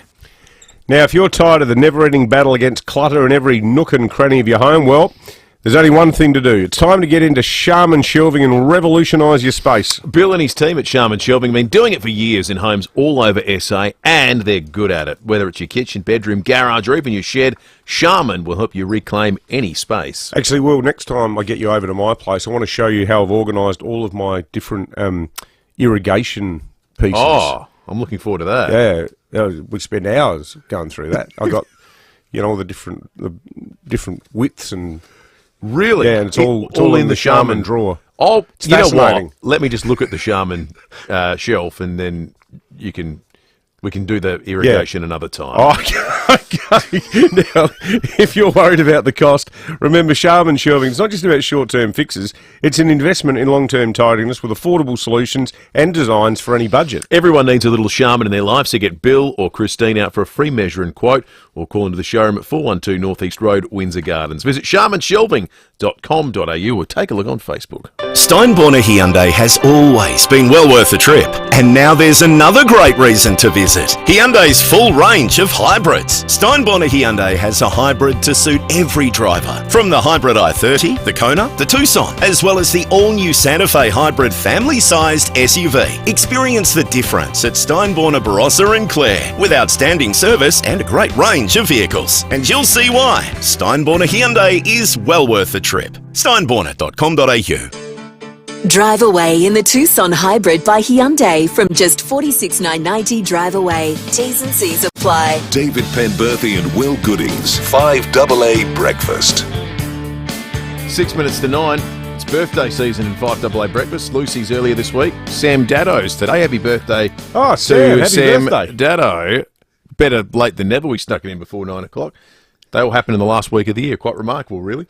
I'll tell you what was remarkable, and I'm glad I wasn't there to experiencing it, but have a listen to this. We're going to take you on board the flight from Brisbane to Adelaide that was forced to turn back under emergency circumstances because of a braking issue. This is the announcement, and so turn up your volume a little bit to have a listen to this, that was put over the PA by the captain. Heads down!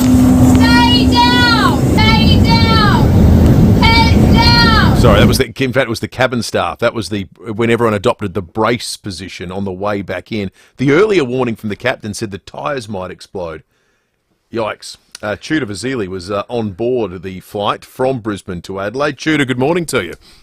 Good morning, team. Good morning. Thanks for having me. Oh, mate, thanks for coming on. That must have just been the most terrifying thing.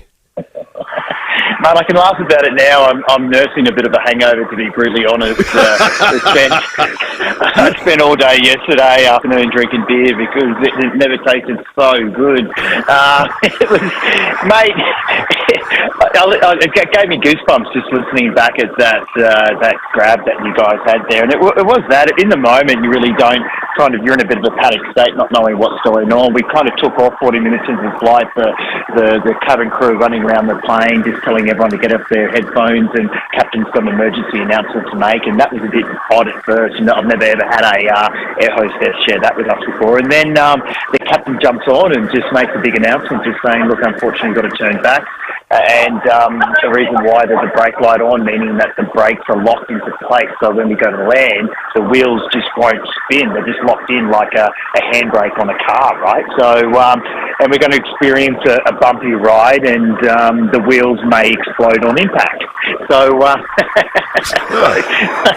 so we're all sitting there looking at each other going, did he just say explode? And then, so we're looking at each other. You could see everyone on the plane getting their phones out, sending texts out to loved ones and family members, and reaching out to anyone they can. I was texting my mum, I was texting my brother, just letting them know everything's okay. This is just what's happened. And look, they were really good. I've got to give it to the Qantas staff. They're really professional. They handled it so well. They trained everyone up. They got a couple of guys at the front to help manage opening the door and kicking it open once we land, so we can jump down the slide. And so they got everything organised. But the freaky part was that part there that you guys just shared was like 10 seconds out, just out of the blue. No one was prepared for this. The captain jumps on the mic and screams on the microphone, brace, emergency brace, brace, brace, brace, brace. Oh, no. That's when the hostess is yelling out, that's that cut you guys had, get your head down, brace. And that's when it felt real. That's when you could see everyone starting to panic and wondering what's going on. Are we going to belly slide, into the coffee club of Terminal 4 or something like that? Or everyone's like, what's going on here? How did you go, Tudor? How'd you go afterwards when they had to then put you on the replacement flight? That would have been all of a sudden pretty nerve-wracking. Mate, it was weird. We all got off and we're all looking at each other like we're all stunned mullets. We're just going, did that just happen to us? Like your first ride at the Echo, and you're just looking at each other going, oh my God. And then they give us a $30 food voucher to go get a bloody sausage roll or whatever. So we went in. I sat there with I made, obviously you make friends really easily with the guys. So I met this one guy, Kurt, and we went to get a beer, and they said, oh, sorry, you can't use this voucher to buy a beer. You can only buy food. And we're like, mate, we really want a beer. We just want to have a drink. So we all got off, and we were sitting around and staring at each other, and yeah, they just put us on another flight, and everyone some people left, some people didn't bother. They were like, I'm out of here. The lady next to me, she said, I'm not hopping on another flight today, I'm going home, they can stuff themselves.